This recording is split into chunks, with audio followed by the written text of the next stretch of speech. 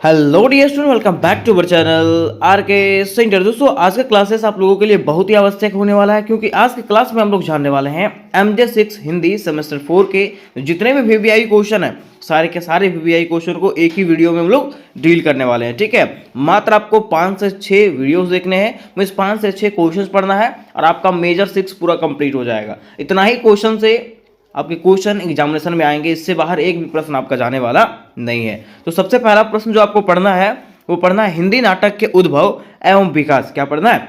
हिंदी नाटक के उद्भव एवं विकास की विवेचना करें, जिसको मैंने करवाया है, और ये पहला प्रश्न में रहेगा। ठीक है, फिर देखिए दूसरा प्रश्न हमारा है लोक नाट्यों के विविध रूपों की व्याख्या करें, कि लोक नाट्य के क्या क्या अलग अलग रूप है उसके बारे में व्याख्या करना है आपको। यही प्रश्न आपका दूसरा वाला प्रश्न जो है ना, आपको यहाँ पे पूछा गया अथवा में। ठीक है, तो ये दूसरा वाला प्रश्न और ये वाला प्रश्न सेम है। फिर तीसरा प्रश्न में हम लोग पढ़ेंगे लोकरंग परंपरा के हिंदी रंगमंच पर प्रभावों की व्याख्या करें, कि लोकरंग परंपरा का हिंदी रंगमंच पे क्या प्रभाव पड़ता है उसके बारे में। ठीक है, फिर चौथा की बात करें, चौथे प्रश्न में हम लोग पढ़ेंगे नाटककार के रूप में जयशंकर प्रसाद का परिचय प्रस्तुत करें। क्या पढ़ेंगे? नाटककार के रूप में जयशंकर प्रसाद का परिचय प्रस्तुत करें। आप लोग नोट करके रख लीजिएगा क्वेश्चन। ठीक है, क्योंकि 4 नंबर जहां पे आएगा 4 नंबर में हम लोग यही प्रश्न को पढ़ेंगे। फिर 5 में हमारा है नाट्य कला की दृष्टि से ध्रुव स्वामिनी नाटक पर विचार करिए। क्या कह रहा है? नाट्य कला के दृष्टिकोण से ध्रुव स्वामिनी नाटक जो है उस पर विचार करना है। यही प्रश्न आपको 3-4 तरह से घुमा के दिया हुआ है, लेकिन 5वां प्रश्न में आपका यही प्रश्न रहेगा। ठीक है, अब क्वेश्चन नंबर 6 की बात करते हैं। अगर क्वेश्चन नंबर 6 में इस प्रकार से पूछा गया कि दीपदान एकांकिकी की कथावस्तु को अपने शब्दों में लिखें। प्रश्न क्या है कि दीपदान एकांकिकी की कथावस्तु को अपने शब्दों में लिखें, और ये भी प्रश्न आपका सेम है। ठीक है, तो यहां तक मात्र आपके 6 प्रश्न है ना, और 6 प्रश्नों को मैंने क्लियर करवाया है। तो चलिए हम लोग सबसे पहले जानते हैं क्वेश्चन नंबर 1 जो आपका था हिंदी नाटक के उद्भव एवं विकास। ठीक है, मैं बार बार बोल रहा हूं, MJ6 हिंदी का प्लेलिस्ट का लिंक डिस्क्रिप्शन बॉक्स में दिया गया है, वहां से जाकर के आप लोग पूरी तैयारी कर सकते हो एक एक प्रश्न का। तो चलिए पहला क्वेश्चन स्टार्ट करते हैं। तो आज का प्रश्न हमारा है हिंदी नाटक के उद्भव एवं विकास। प्रश्न क्या है? हिंदी नाटक के उद्भव एवं विकास की विवेचना करें, और कब का इसका विवेचना करना है तो यहाँ पे बताया गया है स्वतंत्रता पूर्व मीन्स आजादी के पहले और आजादी के बाद आखिर हिंदी नाटक का किस प्रकार से उद्भव हुआ और किस प्रकार से विकास हुआ उसके बारे में बताना है। ठीक है, तो एकदम आसान से शब्दों में दोस्तों हम लोग इसको जानने का प्रयास करते हैं। मैं गारंटी लेता हूं कि इसको देखने के बाद ये आपको याद हो जाएगा, है ना। तो सबसे पहले हम लोग लिखेंगे भूमिका। क्या लिखेंगे? भूमिका। और भूमिका में लिखेंगे इस प्रकार से कि भारत की आजादी के पहले, भारत के आजादी के पहले और बाद में हिंदी नाटक का जो उद्भव हुआ और जो विकास हुआ उसे ही हम लोग क्या कहते हैं? हिंदी नाटक के उद्भव एवं विकास के नाम से जानते हैं। ठीक है, क्योंकि क्वेश्चन में ही हमारा कहा गया कि हिंदी नाटक के उद्भव और विकास के बारे में बताइए, और कब बताइए? तो स्वतंत्रता पूर्व मीन्स आजादी के पहले और आजादी के बाद। तो वही यहां पे लिखा मैंने कि भारत की आजादी के पहले और बाद में हिंदी नाटक में जिस प्रकार से उद्भव हुआ, जिस प्रकार से विकास हुआ, उसी को हम लोग हिंदी नाटक के उद्भव एवं विकास के नाम से जानते हैं। कहा गया कि हिंदी नाटक का इतिहास जो है वो प्रमुख 2 कालखंडों में विभाजित किया जा सकता है। हिंदी नाटक का जो इतिहास है उसको 2 प्रमुख कालखंडों में विभाजित किया जा सकता है, जिसमें से पहला हमारा है स्वतंत्रता पूर्व मीन आजादी के पहले 1857 से लेकर के 1947 तक। ठीक है, और दूसरा जो आता है वो स्वतंत्रता उत्तर में स्वतंत्रता के बाद, आजादी के बाद, जो 1947 के बाद का आता है। वही कहा गया कि हिंदी नाटक को 2 भागों में बांटा गया है, इसके इतिहास को 2 भागों में बांटा गया है, एक आजादी के पहले और एक आजादी के बाद। कहा गया कि इन दोनों कालखंडों में हिंदी नाटक का स्वरूप, शैली और विषय वस्तु भिन्न भिन्न रहे। मीन्स कह रहा ना कि ये दोनों कालखंड जो है मीन्स आजादी के पहले और आजादी के बाद, दोनों जो कालखंड हैं उसका लिखने का तरीका, उसका शैली, उसका स्वरूप जो है ना वो अलग अलग रहा है, तो एक जैसा नहीं रहा है, अलग अलग रहा है, जिसका वर्णन निम्नलिखित रूपों में किया गया है। तो चलिए हम लोग सबसे पहले समझते हैं स्वतंत्रता पूर्व के बारे में, कि आजादी के पहले आखिर किस प्रकार से इनकी शैली रही, इनके स्वरूप रहे। लेकिन इसके पहले मैं आपको बता देना चाहता हूं कि MJ6 हिंदी से रिलेटेड जितने भी VBI प्रश्न हैं, सारे VBI प्रश्न आपको मेरे चैनल पे मिलेंगे दोस्तों, और बड़े ही आसान शब्दों में मिलेंगे। इसलिए वीडियो को उन दोस्तों तक शेयर करें जिनका MJ6 पेपर हिंदी है। ठीक है, देखिए यहां पे लिखा हुआ है स्वतंत्रता पूर्व काल। क्या लिखा हुआ है? स्वतंत्रता पूर्व काल में आजादी का काल, जो कब से कब तक का था? तो 1857 से लेकर 1947 तक का था। कह रहा है कि हिंदी नाटक का प्रारंभ आधुनिक हिंदी साहित्य के उद्भव के साथ हुआ। क्या कह रहा है? कि हिंदी नाटक का प्रारंभ जो है, इसका शुरुआत जो है वो आधुनिक हिंदी साहित्य के उद्भव के साथ हुआ। इस काल में सामाजिक और राष्ट्रीय चेतना नाटकों का प्रमुख विषय रही। कोई पूछेगा इस काल का प्रमुख विषय क्या था? तो सामाजिक और राष्ट्रीय चेतना, समाज और राष्ट्र के बारे में बताना, ठीक है, ये नाटकों का प्रमुख विषय बना था। अब इसकी प्रमुख विशेषताएं क्या क्या थी, इसको भी हम लोग थोड़ा सा देख लेते हैं। जैसे कि यहां पे कहा गया कि इसकी प्रमुख विशेषताएं या तो मुख्य विशेषताएं, तो इसका प्रमुख विशेषताएं है कि इसका धार्मिक और सामाजिक विषय पर यह आधारित था और धर्म पे और समाज पे इसका गहरा प्रभाव पड़ा था।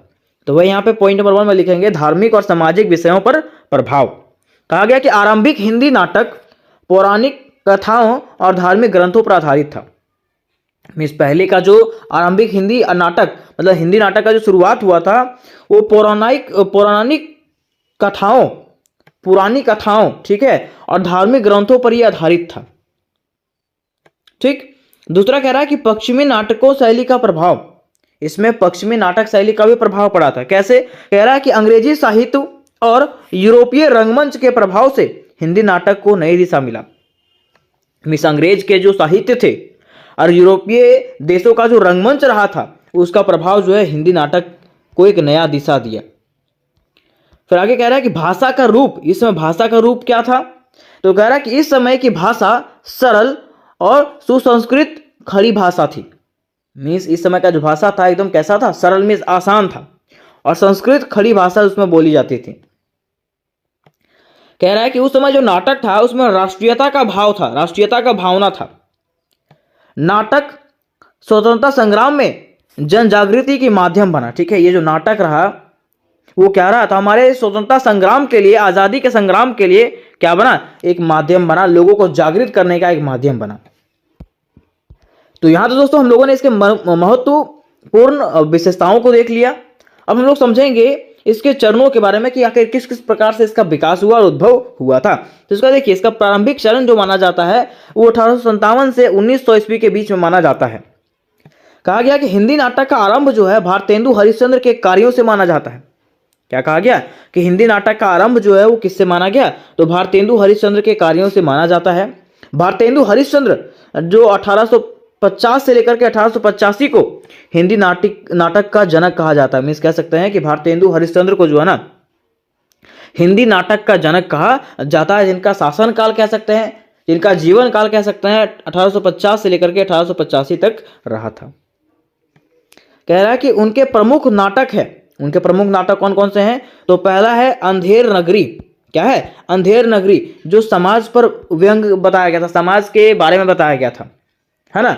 दूसरा भारत दुर्दशा, मीन्स भारत राष्ट्रीय चेतना को प्रकट करना। ठीक है, कि भारत की क्या दुर्दशा है उसके बारे में यहाँ पर राष्ट्रीय चेतना के बारे में बताया गया था, हमारे राष्ट्र के प्रॉब्लम्स के बारे में बताया गया था। तो ये किसने लिखा था? भारतेंदु हरिश्चंद्र ने। किसने? भारतेंदु हरिश्चंद्र ने। ठीक है, कह रहा है कि इस समय नाटकों में पौराणिक कथाओं, मीन्स पुरानी कथाओं और सामाजिक और धार्मिक मुद्दों को दर्शाया गया। ठीक है, इस समय के नाटक में जो है पुरानी कथाओं के बारे में और धार्मिक और सामाजिक मुद्दों, हमारा धर्म और समाज का जो मुद्दा है उसको भी दर्शाया गया था नाटक के जरिए से। अब इसका आता है दूसरा चरण, जो इस प्रकार से है। कह रहा है कि राष्ट्रीय चेतना का विकास। दूसरा चरण में क्या हुआ? राष्ट्रीय चेतना का विकास हुआ। तो कैसे हुआ? तो कह रहा है इस काल में नाटक स्वतंत्रता संग्राम और सामाजिक सुधारों का माध्यम बना। इस काल का जो नाटक रहा ना, ठीक है, वो हमारे आजादी का क्या बना? एक माध्यम बना। जिसके प्रमुख नाटककार कौन कौन थे? तो पहले थे जयशंकर प्रसाद। कौन थे? जयशंकर प्रसाद। कहा जाता है कि ये जो है ना ऐतिहासिक और सांस्कृतिक नाटकों के लिए प्रसिद्ध हैं। कौन? जयशंकर प्रसाद जो है ऐतिहासिक और सांस्कृतिक नाटकों के लिए क्या है? प्रसिद्ध हैं। दूसरा कहा गया है स्कंदगुप्त, चंद्रगुप्त और ध्रुव स्वामिनी। ये सब जो हैं वो क्या थे? इसके प्रमुख नाटककार थे। आगे कह रहा है सियाराम शरण गुप्त और रघुनाथ उपाध्याय, ये सब जो है ना इस काल के मीन्स कह सकते हैं 1900 ईस्वी से 1947 के एक महत्वपूर्ण नाटककार थे। तो यहां तक हम लोगों ने इसके पहले चरण को देख लिया, जिसमें एक पॉइंट और यहां पे है कि नाटकों में भारतीय इतिहास, परंपराएं और सांस्कृतिक जागृति प्रमुख विषय रहे। ठीक है, मीन्स कह सकते हैं कि इसका दूसरा जो चरण रहा उस समय के नाटक में भारत के इतिहास, भारत के परंपराएं और सांस्कृतिक जागृति जो है ना इसका प्रमुख विषय रहा था। ठीक है, अब हम लोग समझते हैं दोस्तों कि इसका विकास जो है वो आखिर स्वतंत्रता के बाद कैसे हुआ और किस प्रकार से हुआ। मीन्स आज़ादी के बाद, मीन्स भारत की आज़ादी के बाद जो है इसका विकास कैसे हुआ उसके बारे में हम लोग समझते हैं। तो कह रहा है कि स्वतंत्रता के बाद हिंदी नाटक का स्वरूप बदल गया। भारत की आज़ादी के बाद हिंदी नाटक का जो स्वरूप है ना वो क्या हो गया, बदल गया। पहला इसका स्वरूप था कि समाज के मुद्दों को बताना और राष्ट्रीय चेतना के बारे में दर्शाना। अब कह रहा है कि इस दौर में सामाजिक, राजनीतिक और आर्थिक समस्याओं को नाटकों के मुख्य विषय बनाया गया। इस दौर में जो है ना हमारे समाज का, हमारी राजनीति का, हमारे आर्थिक समस्याओं को जो है ना नाटक का मुख्य विषय बनाया गया। कह रहा है इसकी प्रमुख विशेषताएं क्या क्या है। तो समकालीन समस्याएं, पहला है समकालीन समस्याएं। मीन्स कह रहा है ना कि नाटक में जो है ना गरीबी, बेरोजगारी, भ्रष्टाचारी, स्त्री अधिकार और सामाजिक असमानताएं जैसे विषय पर केंद्रित रहे। मीन्स इस नाटक में जो है हमारे गरीबी के बारे में बताया गया, बेरोजगारी के बारे में बताया गया, भ्रष्टाचार के बारे में बताया गया और कई मुद्दे पर यह आधारित था। तो दूसरा कह रहा है रंगमंच का विकास। इसमें क्या हुआ, रंगमंच का विकास हुआ। कह रहा है इस काल में व्यावसायिक और प्रायोगिक रंगमंच का विकास हुआ था। किस काल में, तो कह सकते हैं 1947 के बाद वाले काल में। अब देखिए इसके प्रमुख चरणों की अगर बात करें तो पहला माना जाता है 1950 से लेकर के 1970 तक। कब, 1950 से लेकर के 1970 तक, जिसको अथार्थवादी नाटक कहा जाता है। क्या कहा जाता है, अथार्थवादी नाटक। कहा गया कि इस दौर में नाटक का उद्देश्य समाज में व्याप्त असमानताओं, शोषण और राजनीतिक भ्रष्टाचार को उजागर करना था। इस दौर का जो नाटक था उसका उद्देश्य क्या था, तो समाज में जो असमानताएं फैली हुई है, जो शोषण फैला हुआ है, जो राजनीतिक भ्रष्टाचार फैला हुआ है, उसको लोगों तक बताना, लोगों को उजागर करना। इसके प्रमुख नाटककार कौन कौन थे, तो इसके प्रमुख नाटककार थे मोहन राकेश। कौन थे, मोहन राकेश। कह रहा है हिंदी में नई नाटक विद्या के प्रवर्तक, हिंदी में नई नाटक के प्रवर्तक थे ये। दूसरा इसी में कह रहा है कि आधे अधूरे, आषाढ़ के एक दिन, इसके प्रमुख क्या थे, नाटक थे।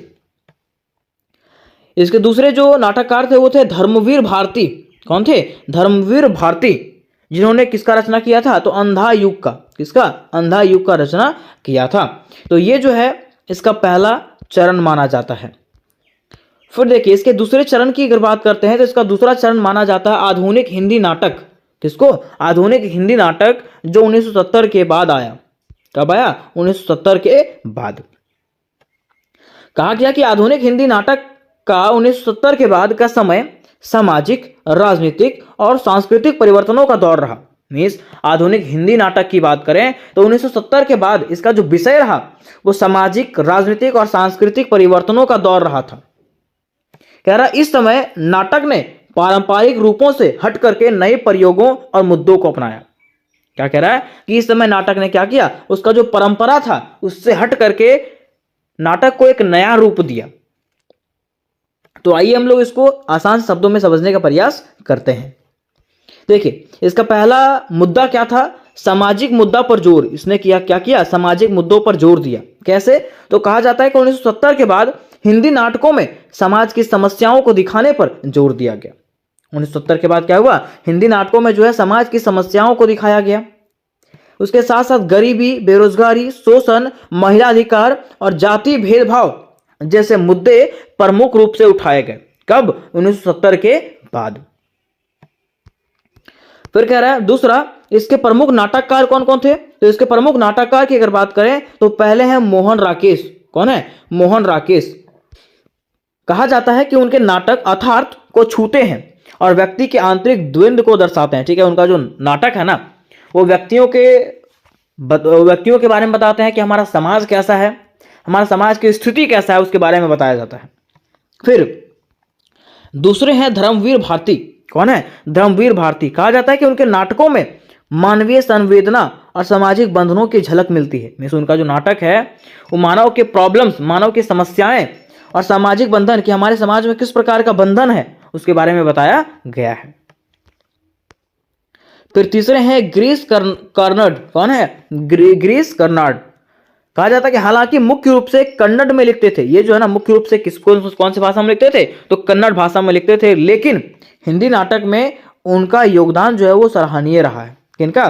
तो गिरीश कर्नाड का। उसके बाद यहां पे आता है महेंद्र भटनागर और बादल सरकार। कहा जाता है कि आधुनिक नाटक के विकास में इनका भी योगदान रहा। आधुनिक नाटक का जो विकास रहा उसमें से महेंद्र भटनागर और बादल सरकार का भी क्या रहा? महत्वपूर्ण योगदान रहा था। तीसरा पॉइंट में बताया गया है महिला नाटककारों का योगदान। इसमें से जो है हम इस कह सकते हैं कि आधुनिक हिंदी नाटककार में जो है महिलाओं नाटककार का भी योगदान रहा था। कैसे? तो कह रहा है कि 1970 के बाद महिला नाटककारों ने भी अपनी आवाज उठाई। 1970 के बाद क्या हुआ? तो नाटककार में जो है, नाटक में जो है महिलाओं ने भी क्या किया? अपना आवाज उठाया था। कह रहा है कि मन्नू भंडारी और महादेवी वर्मा जैसे लेखकों ने नारीवादी दृष्टिकोण से नाटक लिखे। उन्होंने क्या किया? नारीवादी दृष्टिकोण, मिस नारियों के बारे में जो है ना उन्होंने क्या किया? नाटक लिखा था। किसने? मन्नू भंडारी और महादेवी वर्मा, ऐसे ऐसे। ठीक है। फिर चौथा हमारा पॉइंट आता है इसमें से आज का परिचय कि आखिर अभी जो है इसका क्या महत्व रहा है। तो कह रहा है कि 1970 के बाद हिंदी नाटक नई सोच, नई शैली और तकनीकी का प्रतीक है। क्या कहा गया? कि 1970 के बाद जो है हिंदी नाटक में जो है ना नई सोच आई, नई शैली आई, उसके साथ साथ इसके तकनीकों में क्या हुआ? बदलाव हुआ। कह रहा है यह ना केवल मनोरंजन करता है बल्कि समाज और राजनीति पर सवाल भी उठाता है। क्या कह रहा है? कि यह जो है सिर्फ हम लोग को मनोरंजन नहीं करवाता है बल्कि समाज और राजनीति पर भी क्या करता है? सवाल उठाता है। ठीक है। तो उम्मीद कर दोस्तों कि यह प्रश्न आपको समझ में आ गया होगा, और अगर यह प्रश्न आपको समझ में आया होगा तो वीडियो को लाइक करें, अपने दोस्तों के साथ शेयर करें और चैनल को भी सब्सक्राइब करके अवश्य रख लें।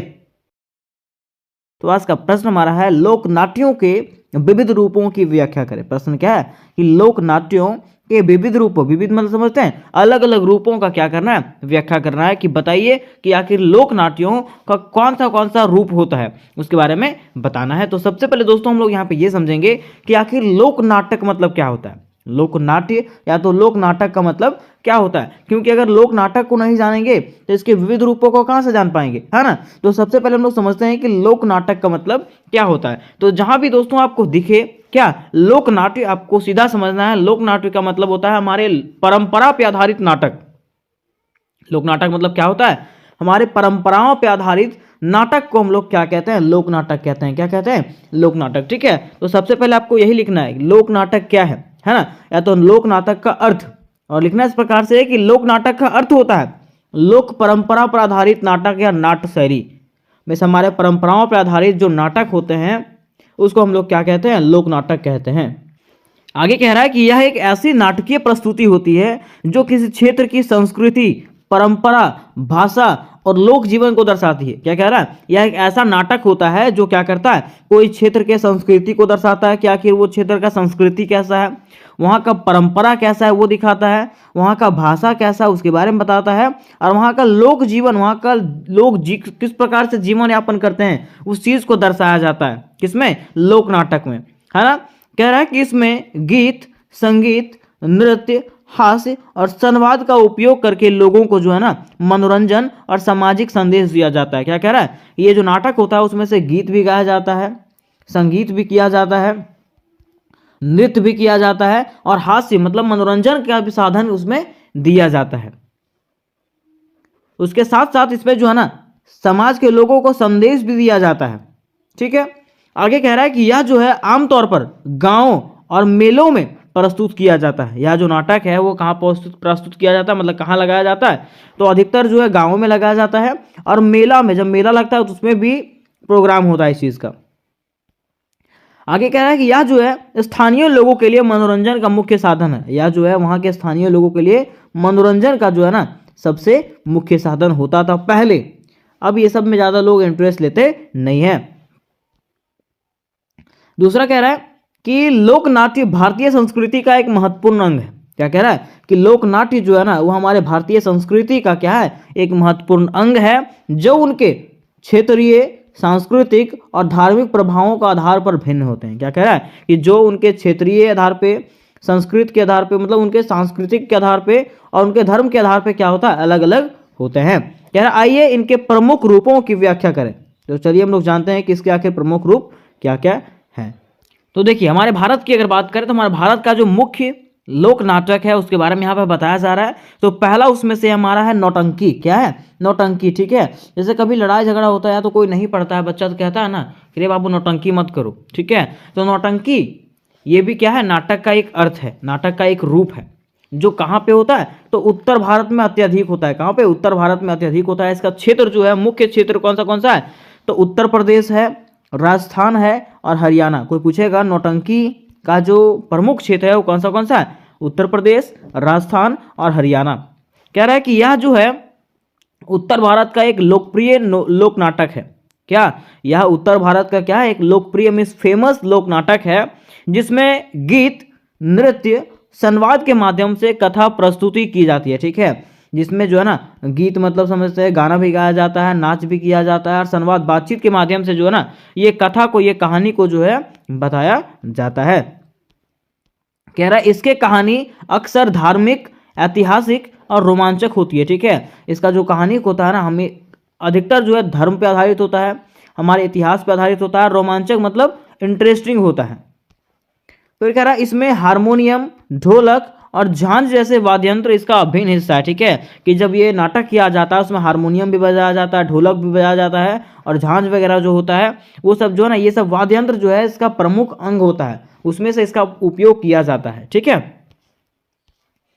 फिर दूसरा हमारा लोक नाटक आता है भवई। क्या आता है, भवई, जो कहाँ का है, गुजरात का। कहाँ का, गुजरात का। लेकिन इसको बताने से पहले मैं आपको बता देना चाहता हूँ कि अगर आप मेजर 6 हिस्ट्री हिंदी की तैयारी कर रहे हो, किसका, मेजर 6 हिंदी की तैयारी कर रहे हो, इसकी पूरी तैयारी दोस्तों मैंने करवाई है, जिसका लिंक आपको डिस्क्रिप्शन बॉक्स में मिल जाएगा। ठीक है, और जिस प्रकार से आपका रिस्पांस आएगा दोस्तों उसी प्रकार से मैं मेजर 7 और मेजर 8 भी पूरा कंप्लीट करवा दूंगा। ठीक है, बस आप लोगों को कमेंट करके बताना है कि इसके आगे मैं बताऊं कि नहीं बताऊं, है ना।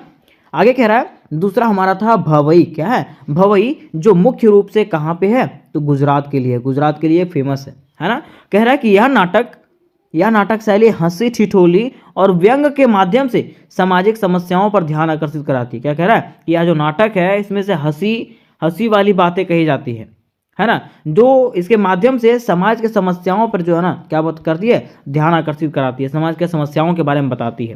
कह रहा है कि इसमें जो है कलाकार मंच पर घूमते हुए संवाद करता है और प्रदर्शन करता है। ठीक है, ये जो ऐसा नाटक होता है जिसमें से कलाकार क्या करता है, मंच पर घूमते हुए, बातचीत करते हुए क्या करता है, प्रदर्शन करता है, मतलब वहां पे दिखावटी करता है। फिर तीसरा हमारा लोक नाटक आता है तमाशा।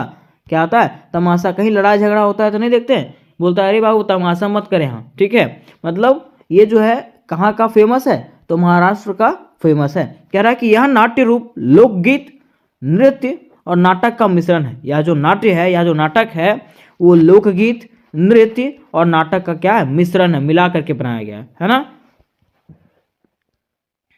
फिर आगे कह रहा है कि इसमें हास्य, रोमांस और पौराणिक कथाओं का प्रदर्शन होता है। ठीक है, इसमें हंसने वाली बातें कही जाती है। ठीक है, रोमांस वाली बातें कही जाती है ना, और पौराणिक कथाओं का प्रदर्शन होता है किसमें, तमाशा में। ठीक है, कह रहा है लावणी नृत्य इसका खास आकर्षण है। ठीक है, और इसमें जो है तमाशा का जो नृत्य है वो कौन सा फेमस नृत्य है, तो लावणी नृत्य जो है ना इसका खास आकर्षक होता है। कौन सा, लावणी नृत्य। ठीक है, नेक्स्ट हमारा पांचवा आता है यात्रा। क्या आता है, यात्रा। ठीक है, और ये जो है कहाँ का फेमस है, तो पश्चिम बंगाल का, पश्चिम बंगाल के लिए ये जो है ना फेमस है। कह रहा है कि यात्रा एक यात्रा नाटक शैली है। यात्रा जो होता है एक यात्रा पे आधारित नाटक होती है, जो धार्मिक और सामाजिक कहानियों पर आधारित होती है। जो किस पे आधारित होती है, हमारे धर्म और समाज की कहानियों पर जो है ना ये आधारित होता है। कह रहा है इसमें कलाकार बड़ी ऊर्जा के साथ संवाद बोलते हैं। ठीक है, इसमें कलाकार क्या करता है, बहुत ऊर्जा के साथ क्या करता है, बातें करता है और मंच पर जो है नृत्य करता है, मीन्स नाच गाना करता है। ठीक है, फिर पांचवा हमारा है रासलीला।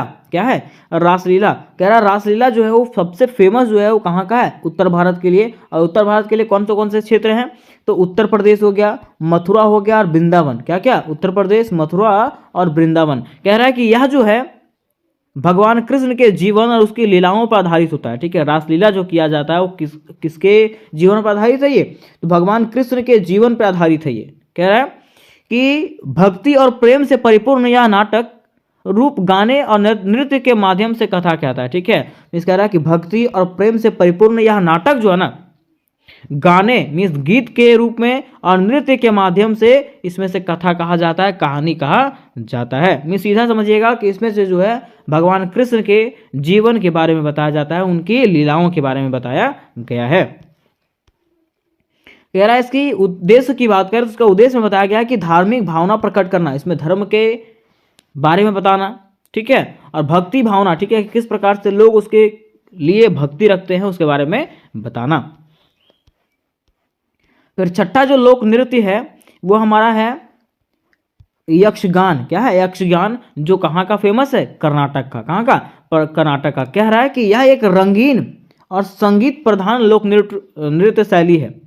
इसमें महाकाव्य कथाएं जैसे महाभारत, रामायण प्रस्तुति किया जाता है। ठीक है, यह एक ऐसा लोक नाटक है जिसमें से महाभारत के बारे में बताया जाता है, रामायण के बारे में बताया जाता है, ये सब के लिए जो है नाटक किया जाता है।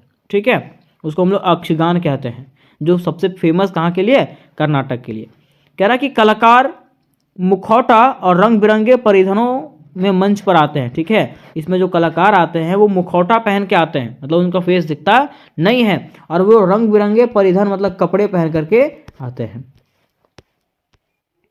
फिर सातवां हमारा है थियम। क्या है, थियम, जो फेमस है कहाँ के लिए, केरल के लिए। कहा जाता है कि यह नाट्य रूप देवी देवताओं की पूजा और कथाओं पर आधारित है। यह जो नाटक है वो किस पे आधारित है, तो देवी देवताओं के पूजा पे और कथाओं पे मीन्स कहानियों पर आधारित है। कह रहा है इसमें मुखौटे, भव्य पोशाक और आग का प्रयोग होता है। ठीक है, ये जो कहानी होता है या जो नाटक होता है उसमें से मुखौटा का भी प्रयोग किया जाता है, भव्य पोशाक मीन्स बड़ा बड़ा पोशाक, ठीक है, और आग का भी प्रयोग किया जाता है ये कहानी के दौरान, ये नाटक के दौरान। ठीक है,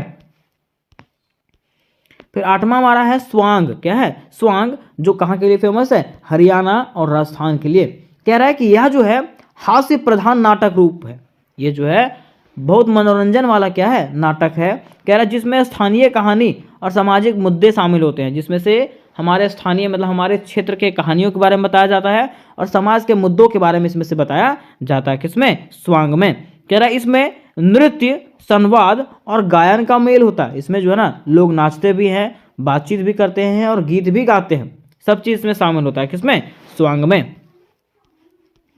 अब हमारा नौवां जो आता है वो आता है अंचलिक नाटक। क्या आता है, अंचलिक नाट्य, जो फेमस है बिहार के लिए।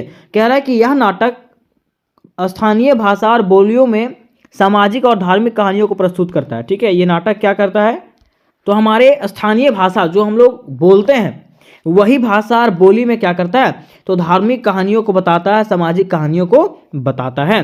कौन सा, अंचलिक नाटक, जो बिहार में फेमस है। कह रहा है कि यह जो है इसमें जो है छऊ और झिझिया नृत्य इस क्षेत्र के प्रमुख आकर्षक है। मीन्स अंचलिक नृत्य का जो फेमस नृत्य है वो कौन सा है, छऊ और झिझिया नृत्य। फिर लास्ट हमारा आता है 10वां में कुडियाट्टम। क्या आता है, कुडियाट्टम। ठीक है, जो कहाँ का फेमस है, केरल के लिए फेमस है। कहाँ के लिए, केरल के लिए फेमस है। कह रहा है कि यह जो है प्राचीन संस्कृत नाट्य परंपरा पर आधारित है। ये क्या है, प्राचीन संस्कृत के नाटक परंपरा पर आधारित है। इसमें से संगीत, नृत्य और मुख्य भाव का उपयोग करके कथा को प्रस्तुत किया जाता है। ठीक है, इसमें से नाच गान भी किया जाता है, गीत गायन भी किया जाता है और मुख्य भाव का भी उपयोग करके कहानी को बताया जाता है। फिर 11वां हमारा आता है रामलीला। क्या आता है, रामलीला, जो फेमस है कहाँ पे, तो उत्तर भारत में। कह रहा है कि यह जो है भगवान राम के जीवन और रामायण की कहानियों पर आधारित है। रामलीला जो होती है वो किसके बारे में है, तो भगवान राम के जीवन के बारे में, ठीक है, और उनके कहानियों के बारे में जो है ना ये आधारित है। इसमें धार्मिक संवाद, गीत और नृत्य शामिल है, ठीक है, इसमें से नृत्य भी शामिल है, धार्मिक संवाद भी शामिल है और गीत भी शामिल है। कह रहा है इसका उद्देश्य की अगर बात करें तो इसका उद्देश्य में कहा गया है कि भगवान राम के आदर्श जीवन से प्रेरणा देना, ठीक है, इसका उद्देश्य है कि भगवान राम का जो आदर्श जीवन है उससे लोगों को प्रेरणा देना, लोगों को सीख देना, ठीक है। तो यहाँ तक हम लोगों ने इसके लोक नाट्यों को समझ गया। अब यहाँ पे क्वेश्चन था हमारा कि लोक नाट्यों की विशेषताओं का वर्णन करें। क्या करें, लोक नाट्यों के विशेषताओं का वर्णन करें। तो कह रहा है लोक नाट्यों की विशेषताओं की बात करें तो पहला इसका विशेषता है स्थानीयता। क्या है, स्थानीयता मीन्स सीधा कह सकते हैं कि यह जो लोक नाटक है वो हमारे स्थानीय भाषा मीन्स आपके अगल बगल के क्षेत्रों वाले भाषा का ही प्रयोग करता है। वही कह रहा है कि लोक नाट्य स्थानीय भाषा, परिधान और संगीत का उपयोग करता है, ठीक है, मीन्स ऐसे भाषाओं का प्रयोग करता है जो हम लोग के क्षेत्र का हो, ऐसे कपड़ों का प्रयोग करता है जो हमारे क्या संस्कृति से जुड़ा हो, ठीक है, ऐसे संगीत का प्रयोग करता है जो हमारे संस्कृति से जुड़ा हो, ठीक है। फिर दूसरा कह रहा है कि इसके माध्यम से लोगों को संदेश दिया जाता है। कह रहा है कि इसका उद्देश्य मनोरंजन के साथ साथ सामाजिक मुद्दों को भी उठाना होता है। किसका उद्देश्य, तो लोकनाट्यों का। तीसरा कह रहा है धार्मिकता और भक्ति, इसका उद्देश्य होता है धार्मिकता बढ़ाना और भक्ति बढ़ाना। कह रहा है कि इसमें धार्मिक कथाओं और भक्ति भाव को प्रमुखता दिया जाता है, ठीक है, इसमें से जो है धार्मिक कथाओं के बारे में बताया जाता है और भक्ति भाव को जो है ना इसमें से दिखाया जाता है। तो यहाँ तो दोस्तों हम लोगों ने इसके विशेषताओं को भी समझ गया। अब अंत में हमारा आता है निष्कर्ष। क्या आता है, निष्कर्ष। और निष्कर्ष देखिए इस प्रकार से लिखेंगे कि लोक नाट्य केवल मनोरंजन का साधन नहीं है बल्कि यह समाज को जोड़ने, शिक्षित करने और सांस्कृतिक परंपराओं को संरक्षित करने का एक प्रभावी माध्यम है। क्या कह रहा है कि लोक नाटक की अगर बात करें तो यह जो है ना केवल मनोरंजन का साधन नहीं है बल्कि यह समाज को जोड़ने का कार्य करती है, शिक्षित करने का कार्य करती है और सांस्कृतिक परंपराओं को संरक्षित में सुरक्षित रखने का एक माध्यम है। क्या, लोक नाटक। तो उम्मीद करते दोस्तों कि ये प्रश्न आपको समझ में आ गया होगा और यदि यह प्रश्न आपको समझ में आया होगा तो वीडियो को लाइक करें, अपने दोस्तों के साथ शेयर करें और चैनल को भी सब्सक्राइब करके अवश्य रख लें, ठीक है। तो आज की क्वेश्चन हमारा है लोकरंग परंपरा के हिंदी रंगमंच पर प्रभावों की व्याख्या करें। प्रश्न क्या है कि लोकरंग परंपरा जो है उसका हिंदी रंगमंच पर क्या प्रभाव पड़ता है उसके बारे में व्याख्या करना है, बताना है।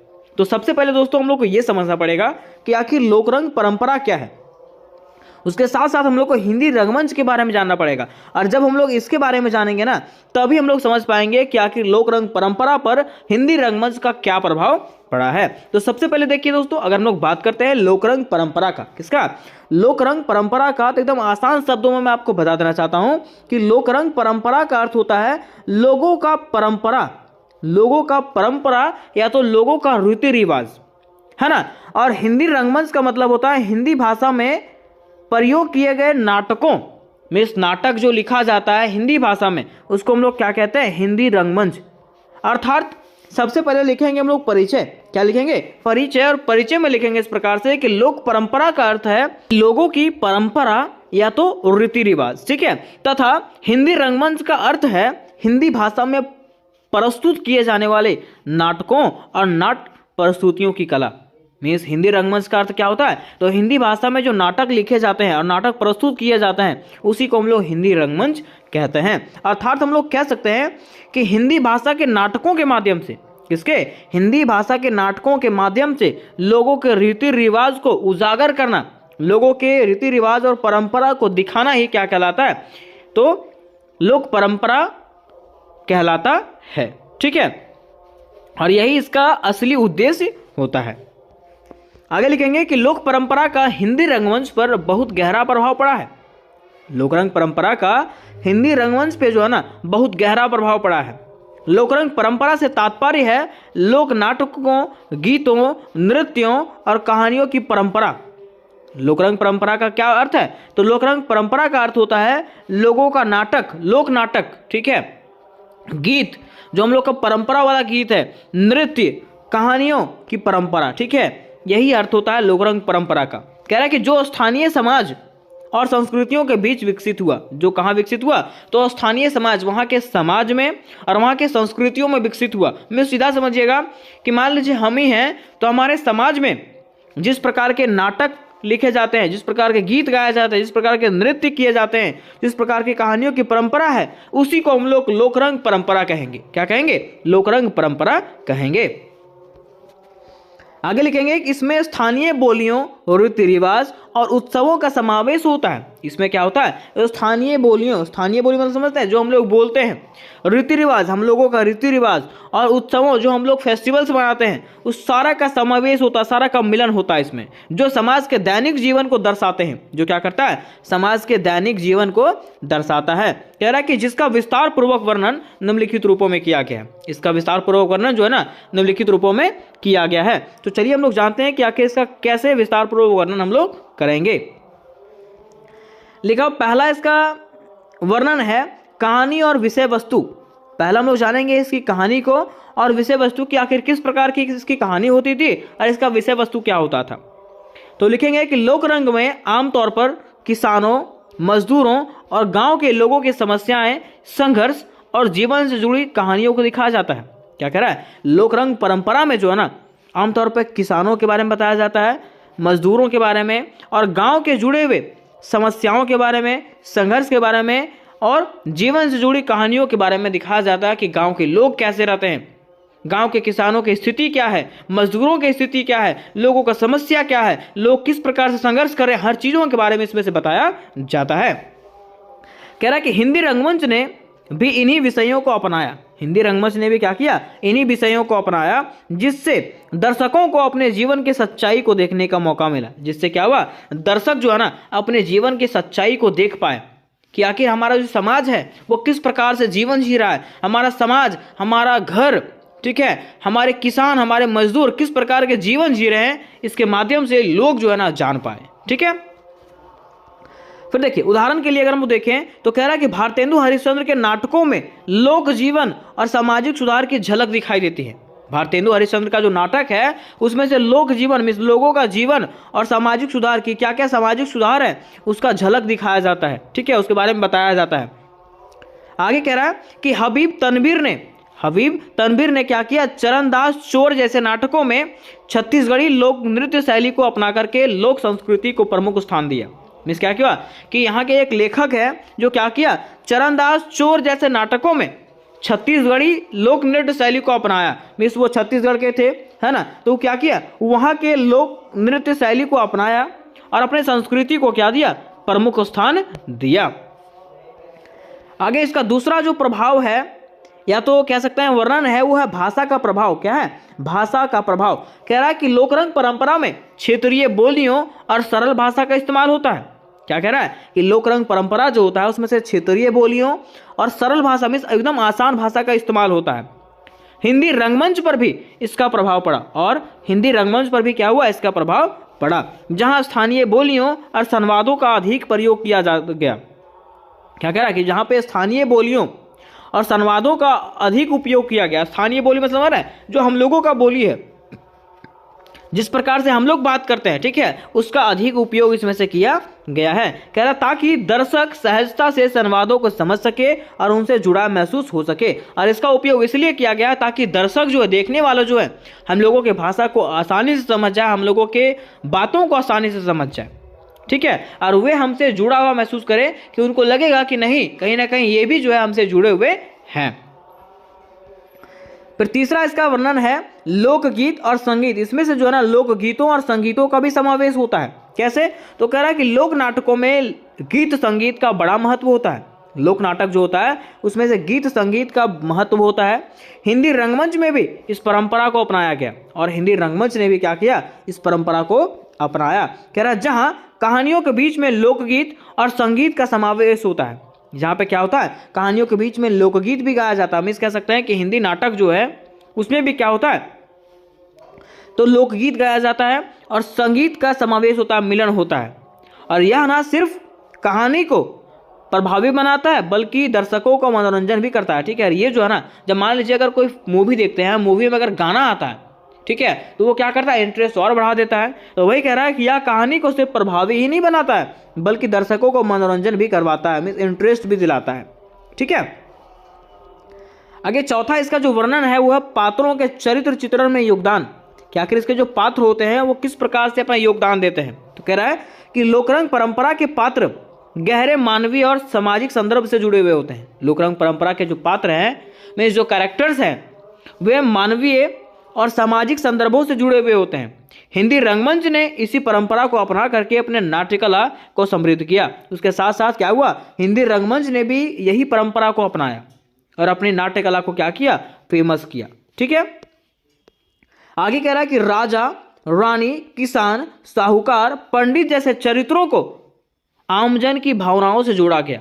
ये सब जो कैरेक्टर्स हैं उसको आमजन मतलब आम जनता की भावनाओं से जोड़ा गया ये कहानियों में।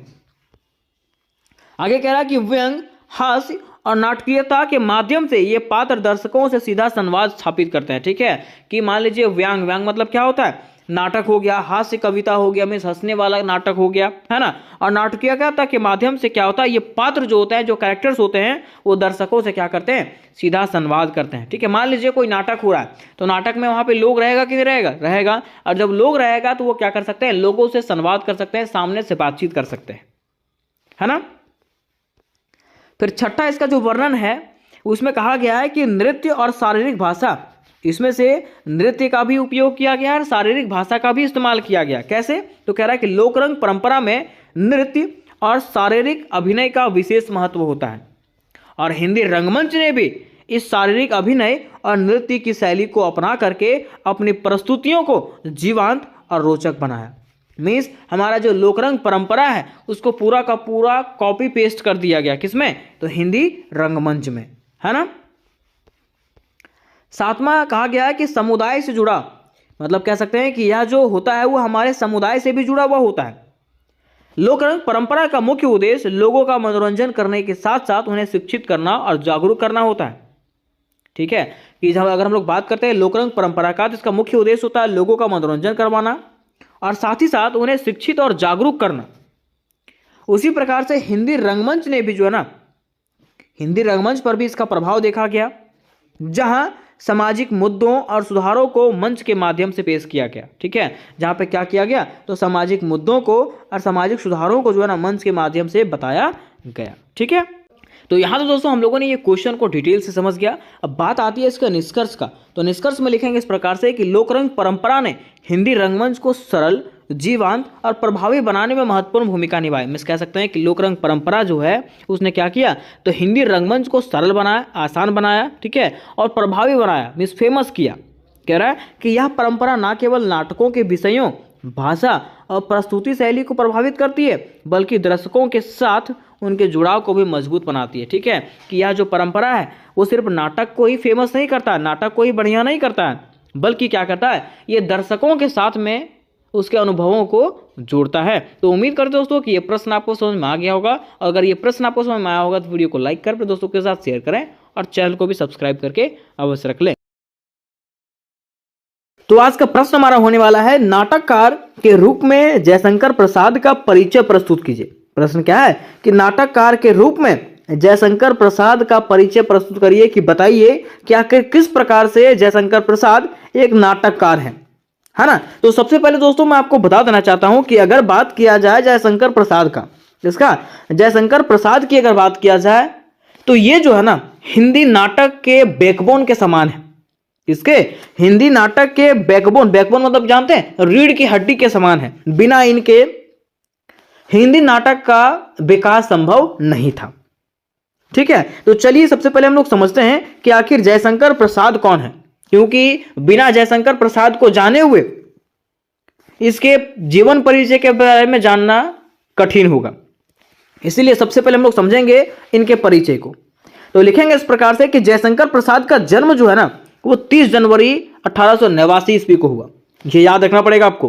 क्या पूछेगा कि जयशंकर प्रसाद का जन्म जो है वो कब हुआ, 30 जनवरी 1889 ईस्वी को। कहां हुआ था, तो वाराणसी में हुआ था। कहां पे, वाराणसी में हुआ था, जो अभी उत्तर प्रदेश में स्थित है। कह रहा वे एक संपन्न एवं सुखी परिवार से थे। वे मतलब कौन, जयशंकर प्रसाद। जयशंकर प्रसाद एक संपन्न एवं सुखी परिवार से थे, उसको किसी प्रकार की तकलीफ नहीं था। कह रहा है उनका झुकाव बचपन से ही साहित्य और कला की ओर था। मीन्स वो हमेशा से किसमें इंटरेस्टेड रहे, तो साहित्य और कला में जो है ना हमेशा वो इंटरेस्टेड रहे थे। कौन? जयशंकर प्रसाद। कह रहा है कि उन्होंने कविता, कहानी, उपन्यास और नाटक सभी विद्याओं में रचना किया है, लेकिन उनके नाटक विशेष रूप से प्रसिद्ध हुए हैं। क्या कह रहा है कि उन्होंने मीन्स जयशंकर प्रसाद ने सभी में कार्य किया है, जैसे कविता भी उन्होंने लिखा है, कहानी भी उन्होंने लिखा है, उपन्यास भी लिखा है, नाटक भी लिखा है, लेकिन इन चारों में से सबसे फेमस जो हुआ वो क्या हुआ? नाटक हुआ। मीन्स उनका नाटक जो है वो प्रसिद्ध हुआ, और ये तीनों जो है वो प्रसिद्ध नहीं हुआ। ठीक है, तो यहां तक हम लोग इसके परिचय को लिख देंगे। अब देखिए कहा गया है कि जयशंकर प्रसाद की अगर बात किया जाए तो लिखा हुआ है जयशंकर प्रसाद हिंदी साहित्य के महान लेखक, कवि और नाटककार थे। क्या कहा गया है कि जयशंकर प्रसाद है जो है ना वो हिंदी साहित्य के महान लेखक थे, कवि थे और नाटककार भी थे। उन्हें आधुनिक हिंदी साहित्य का छायावाद युग के नाम से जाना जाता है। किसके नाम से? तो कहना है आपको कि उन्हें जो है ना आधुनिक हिंदी के या तो आधुनिक हिंदी साहित्य के छायावाद युग के प्रमुख स्तंभों में से जाना जाता है। आगे कह रहा है कि नाटककार के रूप में उनका योगदान अत्यंत महत्वपूर्ण है। उनके नाटकों में भारतीय संस्कृति, इतिहास और सामाजिक मूल्यों की झलक मिलती है। क्या कह रहा है कि नाटककार के रूप में उनका जो योगदान है वो बहुत ही महत्वपूर्ण रहा है, क्योंकि उनके नाटकों में जो है ना हम लोगों को भारत की संस्कृति दिखती है, भारत का इतिहास पता चलता है और भारत का समाज कैसा है उसके बारे में हम लोग को पता चलता है।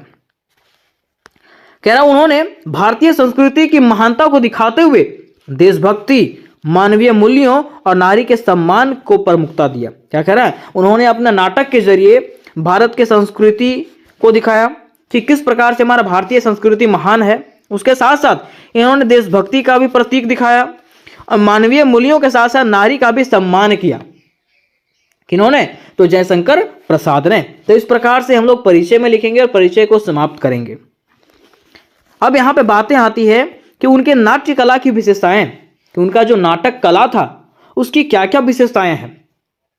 तो पहला विशेषताएं है कि ऐतिहासिक पृष्ठभूमि, मीन्स उनका जो पृष्ठभूमि रहा है, उन्होंने जो नाटक रचा है, ठीक है, वो इतिहास पे भी रचा है। वही कह रहा है कि उनका अधिकांश नाटक जो है भारतीय इतिहास पर आधारित है। उनका अधिकांश नाटक जो है मीन्स अधिक नाटक जो है वो किस पे आधारित है? भारत के इतिहास पर आधारित है। वे ऐतिहासिक घटनाओं को रचनात्मक रूप से प्रस्तुत करते हैं। वे क्या करते हैं? हमारे इतिहास को जो है ना रचनात्मक रूप से मीन्स कह सकते हैं नाटक के रूप में प्रस्तुत करते हैं। दूसरा इनका विशेषता है कि वे देशभक्ति और आदर्शवाद जो है ना दिखाते हैं। किसके जरिए? तो अपने नाटक के जरिए। कह रहा है उनके नाटकों में देशभक्ति और मानवता के आदर्श को बल मिलता है। क्या कह रहा है? उनके नाटकों से जो है ना लोगों को देशभक्ति और मानवता का प्रतीक मिलता है। फिर तीसरा इनका विशेषता था नारी चरित्र। क्या? नारी चरित्र मीन्स ये अपने नाटकों में जो है ना सशक्त, स्वाभिमानी और समाज का आदर्श के रूप में दिखाए हैं। कौन? तो जयशंकर प्रसाद कहा गया कि उनके नाटकों में नारियों को जो है वो सशक्त मीन्स मजबूती दिखाया गया कि वो लोग मजबूत हैं, स्वाभिमान, ठीक है, और समाज के आदर्श के रूप में दिखाया गया। किनको? नारी को, है ना। उन्होंने बताया कि नारी के बिना हमारा समाज जो है वो चलना असंभव है, हमारा राष्ट्र का विकास क्या है? असंभव है। किन्होंने कहा? तो जयशंकर प्रसाद ने, है ना। फिर चौथा इनका विशेषता है सौंदर्यपूर्ण भाषा। उन्होंने इसमें जो भाषा का प्रयोग किया वो बड़ा ही सौंदर्य था, मीन्स सरल भाषा था। कह रहा है कि उनकी भाषा सरल, शुद्ध और काव्यमय है, जिससे उनके नाटक अत्यंत प्रभावशाली बन जाते हैं। क्या कह रहा है कि उनकी जो भाषा है वो एकदम सरल मीन्स आसान होती थी और शुद्ध होती थी, जिसके कारण से लोग जो है ना उसकी बातों को तुरंत समझ जाते थे, उनके नाटक को तुरंत समझ जाते थे। फिर इसका पांचवा जो विशेषता है वो क्या है? संस्कृति और परंपरा। ये अपने नाटकों के जरिए संस्कृति और परंपरा को भी संरक्षण किए थे। कैसे? तो कह रहा है कि उनके नाटक भारतीय संस्कृति और परंपराओं को उजागर करते हैं। क्योंकि नाटक तो जयशंकर प्रसाद के नाटक जो है भारतीय संस्कृति को दिखाते हैं और भारत के परंपराओं को उजागर करते हैं कि आखिर भारत का परंपरा कैसा है ना, भारत की संस्कृति क्या है, हर चीजों के बारे में हम लोग को कहां से पता चलता है, तो उनके नाटक से पता चलता है। तो ये हम लोग जान गए कि आखिर उनके नाट्य कला की क्या क्या विशेषताएं थी। अब हमारा प्रश्न है कि चलिए हमको बताइए कि जयशंकर प्रसाद के आखिर कौन से प्रमुख नाटक हैं।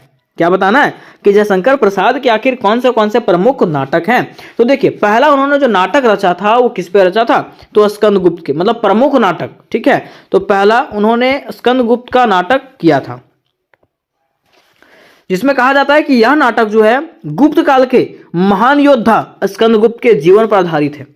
यह जो नाटक था वो किस पे आधारित था, तो गुप्त काल के महान योद्धा, इसका नाम क्या था, स्कंदगुप्त, उसके जीवन चरित्र के बारे में इन्होंने बताया था, जिसमें से उनकी वीरता और देशभक्ति का वर्णन किया गया था। इसमें से उन्होंने क्या बताया था, तो उनकी वीरता के बारे में और उनकी देशभक्ति के बारे में लोगों को बताया था। मैं नाटक किया था, ठीक है, कि मैं कौन हूं, स्कंदगुप्त हूं, ठीक है, और उसके जरिए उनकी वीरता को और देशभक्ति को बताया गया था कि किस प्रकार से उन्होंने अपने देशभक्ति दिखाया था। फिर देखिए, उन्होंने दूसरा जो नाटक किया वो चंद्रगुप्त के जीवन पे किया। किस पे, चंद्रगुप्त के जीवन पे। कहा जाता है कि इस नाटक में भारतीय इतिहास के महान सम्राट चंद्रगुप्त मौर्य के जीवन को प्रस्तुत किया गया। इस नाटक में क्या किया गया, तो भारतीय इतिहास के महान सम्राट चंद्रगुप्त मौर्य के जीवन को प्रस्तुत किया गया, उनके जीवन चित्रण का प्रस्तुत किया गया। कहा जाता है कि यह नाटक मौर्य साम्राज्य के संस्थापक चंद्रगुप्त मौर्य की कहानी पर आधारित है। यह जो नाटक है वो किस पर आधारित है, तो मौर्य साम्राज्य के संस्थापक कौन थे, चंद्रगुप्त मौर्य, उनकी जीवनी पे जो है ना ये कहानी आधारित था। कह रहा है कि इसमें जो है चाणक्य के ज्ञान और नीति का भी वर्णन किया गया है। और इसमें जो है ना किसके बारे में बताया गया है, तो चाणक्य के ज्ञान के बारे में बताया गया है और चाणक्य के नीतियों के बारे में इसमें वर्णन किया गया है।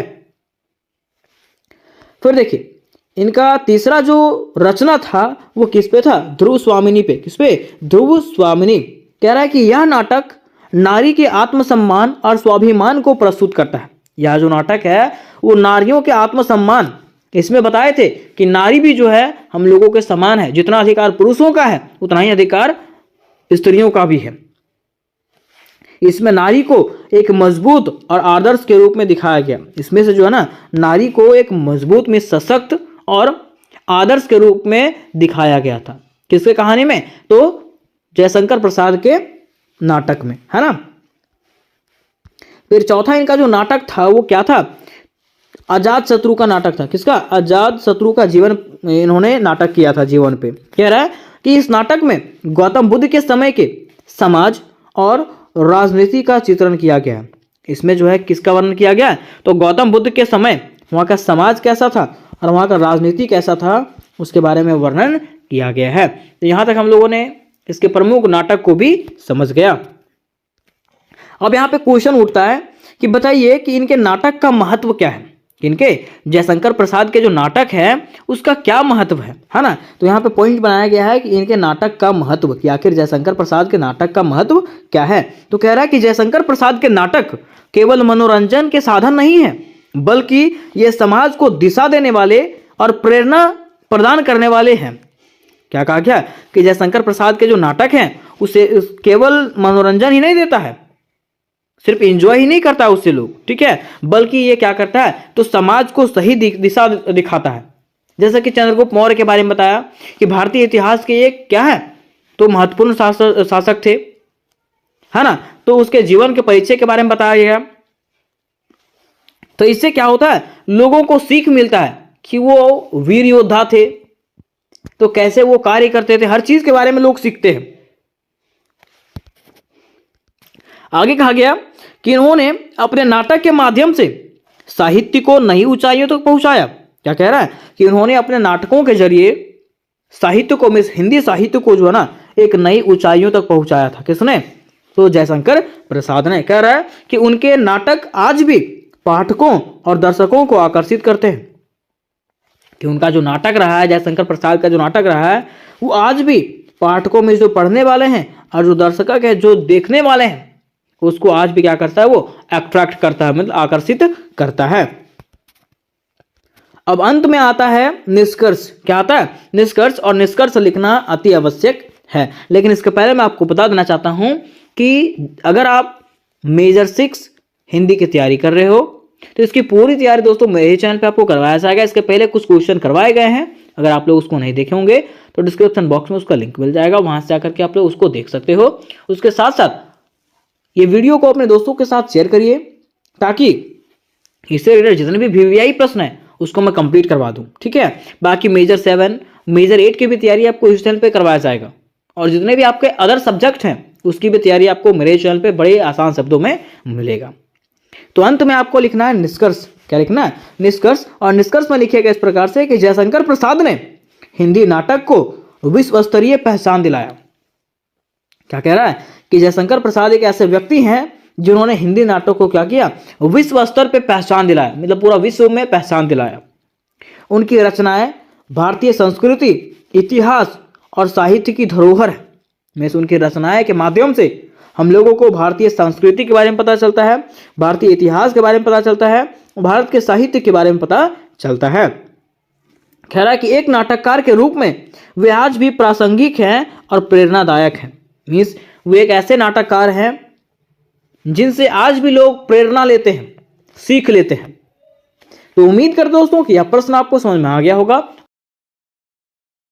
दोस्तों आज के वीडियो में हम लोग हिंदी के एक मोस्ट इंपॉर्टेंट प्रश्न को क्लियर करने वाले हैं, जिसमें एक नहीं 4 क्वेश्चन शामिल होने वाले हैं, ठीक है। तो वो 4 क्वेश्चन कौन से हैं? तो देखिए, पहला प्रश्न क्या है कि नाट्य कला की दृष्टि से ध्रुव स्वामिनी नाटक पर क्या करिए? विचार कीजिए। उसी को आपको घुमा के पूछ सकता है, ध्रुव स्वामिनी नाटक के आधार पे चंद्रगुप्त का चरित्र चित्रण कीजिए। या तो फिर पूछ सकता है कि ध्रुव स्वामिनी नाटक का नायक चंद्रगुप्त है, इस पर विचार कीजिए। अथवा मैं आपको पूछ सकता है यही क्वेश्चन कि ध्रुव स्वामिनी नाटक के मूल समस्या पर विचार कीजिए। तो ये चारों में से दोस्तों कोई भी क्वेश्चन आ जाए, आपको यही आंसर लिखना है जो मैं आपको आज बताऊंगा। तो देखिए, अगर ये नाटक की बात करते हैं तो ये नाटक किसने लिखा है? जयशंकर प्रसाद ने। किसने? जयशंकर प्रसाद ने। और ये जो है ना, जयशंकर प्रसाद का लास्ट नाटक माना जाता है। किसका? जयशंकर प्रसाद का ये अंतिम नाटक माना जाता है, जिसमें से जयशंकर प्रसाद ने स्त्री के समस्याओं के बारे में बताया है, स्त्री के ऊपर कौन से समस्याएं बीतती है उसके बारे में बताया है ना। उसके साथ साथ ये जो कहानी है वो गुप्त काल के तथ्यों पर आधारित है। किस पे? गुप्त काल के तथ्यों पर आधारित है। तो चलिए हम लोग जानते हैं कि आखिर ये नाटक में जयशंकर प्रसाद ने क्या क्या बातें कही है। तो देखिए, सबसे पहले लिखेंगे परिचय। क्या लिखेंगे दोस्तों? परिचय लिखेंगे। और परिचय में लिखेंगे इस प्रकार से कि ध्रुव स्वामिनी जयशंकर प्रसाद द्वारा रचित एक ऐतिहासिक घटना है। क्या कह रहा है कि ध्रुव स्वामिनी जो है ना, ये जयशंकर प्रसाद के द्वारा रचित में से लिखा गया एक ऐतिहासिक नाटक है, जिसमें से स्त्री के सम्मान के बारे में, स्त्रियों के स्वाभिमान के बारे में और प्रेम की गहरी भावना को दर्शाया गया है। स्त्री के स्वाभिमान क्या है, स्त्री का क्या सम्मान है, उसके बारे में चर्चा किया गया, उसके भावनाओं को दर्शाया गया है। किसमें? ध्रुव स्वामिनी में। कहा जाता है कि ध्रुव स्वामिनी का प्रकाशन 1933 ईस्वी में हुआ। ध्रुव स्वामिनी जो नाटक लिखा गया ये कब, ये प्रकाशन में कब है, कब छपा? ये तो 1933 ईस्वी में छपा। कब? 1933 ईस्वी में छपा। कहा जाता है कि इस नाटक की मुख्य कथा गुप्तकालीन इतिहास पर आधारित है। क्या कह रहा है कि ये जो नाटक है वो किस पे आधारित है? तो गुप्त काल के इतिहास पर जो है ना ये कहानी आधारित है। तो चलिए दोस्तों, हम लोग ये समझते हैं कि आखिर ये जो कहानी है, ये जो नाटक है, उसका संक्षेप क्या है। ये कहानी को हम लोग छोटे से कहानी के जरिए इसको समझने का प्रयास करते हैं। तो देखिए, यहां पे लिखा हुआ है ध्रुव स्वामिनी नाटक का सारांश। क्या लिखा हुआ है? ध्रुव स्वामिनी नाटक का सारांश में छोटे से वाक्य के जरिए, छोटे से कहानी के जरिए हम लोग ये नाटक को समझने का प्रयास करते हैं। और ये नाटक को अगर समझ जाएंगे तो ये क्वेश्चन पूरा समाप्त हो जाएगा हमारा, है ना। देखिए, कहा जाता है कि ध्रुव स्वामिनी गुप्त काल की एक रानी है। ध्रुव स्वामिनी कौन है? गुप्त काल की एक रानी है, जिसकी विवाह जो है, जिसका शादी जो है वो किसके साथ हुआ था? तो सम्राट रामगुप्त के साथ। किसके साथ? सम्राट रामगुप्त के साथ में इसका विवाह हुआ था। लेकिन कहा जाता है ना कि रामगुप्त जो है वो कमजोर और लालची स्वभाव का था। रामगुप्त कैसा था? कमजोर शासक था। वो राजा तो था लेकिन बिल्कुल भी कमजोर था, है ना। उसके साथ साथ वो लालची स्वभाव का भी था।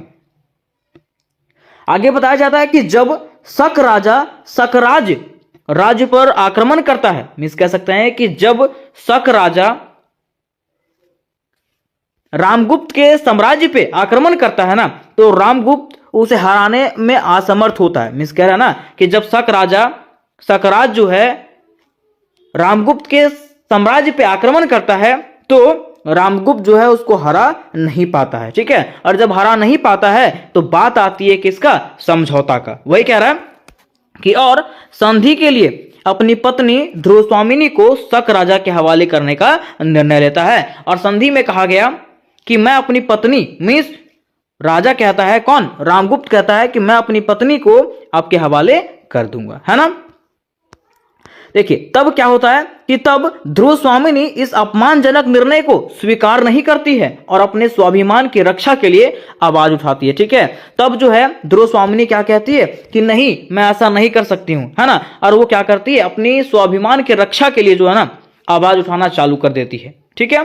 कह रहा है कि इस दौरान रामगुप्त का छोटा भाई चंद्रगुप्त ध्रुवस्वामिनी की साहस और चरित्र से प्रभावित होकर के उनकी रक्षा के लिए आगे बढ़ता है। क्या हुआ कि जब चंद्रगुप्त देखता है कि ध्रुवस्वामिनी कठिनाई में है तो चंद्रगुप्त क्या करता है, उसकी मदद करने के लिए आगे आता है, उसकी रक्षा करने के लिए आगे आता है, ठीक है।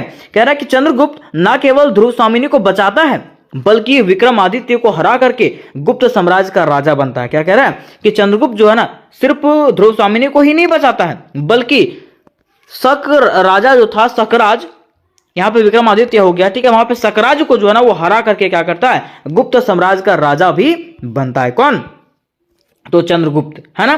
कहा जाता है कि ध्रुवस्वामिनी जो चंद्रगुप्त के साहस और प्रेम को समझती है वो अंत में उसके साथ विवाह करती है। क्या कह रहा है कि जब चंद्रगुप्त ने क्या किया, उनको बचाया, तो ध्रुवस्वामिनी जो है वो चंद्रगुप्त से प्रेम करने लगी, ठीक है, उनके साहस से प्रेम करने लगी, है ना। और अंत में जो है वो उसके साथ जो है विवाह कर लेती है। किसके साथ में, चंद्रगुप्त के साथ में विवाह कर लेती है। तो कह रहा है कि यह नाटक स्त्री के सम्मान, आत्मसम्मान और साहस की विजय की कहानी है। क्या कह रहा है कि यह जो कहानी है, यह जो नाटक है वो स्त्री के आत्मसम्मान और साहस की विजय की कहानी है, ठीक है। तो ये सारांश था, ये कहानी था, छोटे से शब्दों में हम लोगों ने छोटे से कहानी के जरिए ये पूरे कहानी को खत्म कर लिया। अब देखिए यहां पे कह रहा है कि चरित्र चित्रण, कि आखिर इसमें से कौन कौन हैं, ये कहानी में, ये नाटक में कौन कौन व्यक्ति आए हैं, ठीक है। तो कह रहा है कि जयशंकर प्रसाद ने इस नाटक में चरित्रों को बहुत सजीव और स्वाभाविक रूप से प्रस्तुत किया। सजीव मतलब समझ रहे हैं, इसमें व्यक्ति लोग हैं, ठीक है, इसमें सचमुच का व्यक्ति है। तो पहला इसमें जो व्यक्ति है वो कौन है, ध्रुवस्वामिनी। कौन है, ध्रुवस्वामिनी। तो मैंने आपको बताया कि ध्रुवस्वामिनी कौन थी, तो वही कह रहा है कि नाटक की मुख्य पात्र मींस हीरोइन कह सकते हैं, कौन थी, तो एक साहसी महिला जिसका नाम था ध्रुवस्वामिनी। कह रहा है कि वह जो है स्वयं को वस्तु की तरह दूसरे व्यक्ति को सौंपे जाने का विरोध करती है। कौन, ध्रुवस्वामिनी जो है क्या करती है, विरोध करती है। कब, जब रामगुप्त जो है अपनी पत्नी को दूसरों को सौंपने के लिए तैयार हो जाता है, तब ध्रुवस्वामिनी जो है इसका विरोध करती है ना। फिर दूसरा इसका पात्र जो है वो कौन है, चंद्रगुप्त। कौन है, चंद्रगुप्त। कहा जाता है कि यह एक ऐसा योद्धा और नायक है जो ध्रुवस्वामिनी के स्वाभिमान और स्वतंत्रता के लिए संघर्ष करता है। क्या कह रहा है कि यह एक ऐसा योद्धा है, एक ऐसा नायक है, मीन्स ऐसा हीरो था जो क्या करता है, ध्रुवस्वामिनी के स्वाभिमान के लिए और उसके आजादी के लिए जो है ना लड़ाई लड़ता है ना। फिर तीसरा हमारा पात्र है, मीन्स कैरेक्टर है रामगुप्त। कौन है, रामगुप्त, जो कौन था, ध्रुवस्वामिनी के पति था, ठीक है। कह रहा है कि यह एक कमजोर और स्वार्थी राजा था जो ध्रुवस्वामिनी की भावनाओं को समझने में असमर्थ है, जो क्या करता है, ध्रुवस्वामिनी के भावनाओं को नहीं समझता है ना। तो यहां तक हम लोगों ने इसके पात्रों को भी समझ लिया। अब देखिए बातें यहां पे आती है कि ध्रुवस्वामिनी जो नाटक है उसका मुख्य उद्देश्य क्या था, इसका मुख्य उद्देश्य क्या था। तो कहा जाता है कि नाटक के माध्यम से लेखक यह संदेश देते हैं कि राष्ट्र का कुशलतापूर्वक संचालन रामगुप्त जैसे कायर नहीं बल्कि चंद्रगुप्त जैसे सबल शासक ही कर सकता है। क्या कहा गया, ये नाटक के माध्यम से लेखक जो है ये संदेश देना चाहते हैं कि अगर कोई भी राष्ट्र है, कोई भी देश है, उसका जो है ना कुशलतापूर्वक से संचालन जो है वो कौन कर सकता है, तो रामगुप्त जैसे शासक नहीं कर सकता है। क्योंकि रामगुप्त कैसा था, कायर था, डरपोक था, बल्कि कौन कर सकता है? तो चंद्रगुप्त जैसा सबल शासक में मजबूत शासक जो है, शक्तिशाली शासक जो है, क्या कर सकता है? कोई भी राष्ट्र का, कोई भी देश का संचालन कर सकता है। उसके साथ साथ यहां पर कह रहा है कि ध्रुव स्वामिनी के माध्यम से नारी की उन समस्याओं का चित्रण भी किया गया जिनसे भारतीय समाज प्राचीन काल से लेकर के आज तक जूझता रहा है। क्या कह रहा है कि ये नाटक के जरिए लेखक ने नारियों की उन समस्याओं का भी चित्रण किया है, नारियों की उन समस्याओं के बारे में भी बताया है जिनसे भारतीय समाज जो है ना प्राचीन में पुराने समय से जो है जूझते आ रहा है। ठीक है, आगे कह रहा है कि इसमें जो है बताया गया कि नारी को अपनी भोग विलास की वस्तु समझना, अपने स्वार्थ के लिए उसका उपयोग करना, उसकी हृदय की भावनाओं को कुचल कर उसके विभिन्न बंधनों को बांधना, यहां तक कि शादी जैसे पवित्र बंधन के लिए उसका इच्छाओं का अनदेखा कर देना, आदि ऐसी कुछ समस्याएं हैं जो इस नाटक में उठाया गया। मिस कह सकते हैं यहां पे जो है ना नारियों के समस्याओं के बारे में बातें की गई है ना।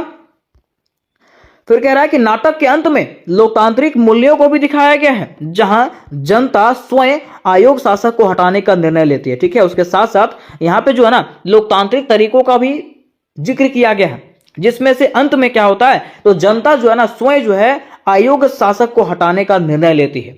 तो वो आयोग शासक कौन था? तो रामगुप्त था। आगे कह रहा है कि इस नाटक में नारी के पुनर्विवाह की समस्या को भी उठाया जाता है। इसमें किसको कौन समस्या उठाया जाता है? तो नारी की जो पुनर्विवाह, मीन्स नारी क्या पुनर्विवाह कर सकती है, ये समस्याओं को भी उठाया गया है। तो ये जो था ये कहानी का उद्देश्य था। अब हम लोग समझते हैं ये कहानी को स्टार्टिंग से, है ना। अब ये क्वेश्चन स्टार्ट होता है हमारा, हम लोग जानेंगे इसके पृष्ठभूमि को। क्या जानेंगे? पृष्ठभूमि को, और एक एक करके इसको हम लोग समझते जाएंगे, है ना। कह रहा है कि ध्रुव स्वामिनी गुप्तकालीन भारत की कहानी पर आधारित है। ध्रुव स्वामिनी जो नाटक है वो किस पे आधारित है? तो गुप्तकालीन भारत की कहानी पर जो है ना आधारित है।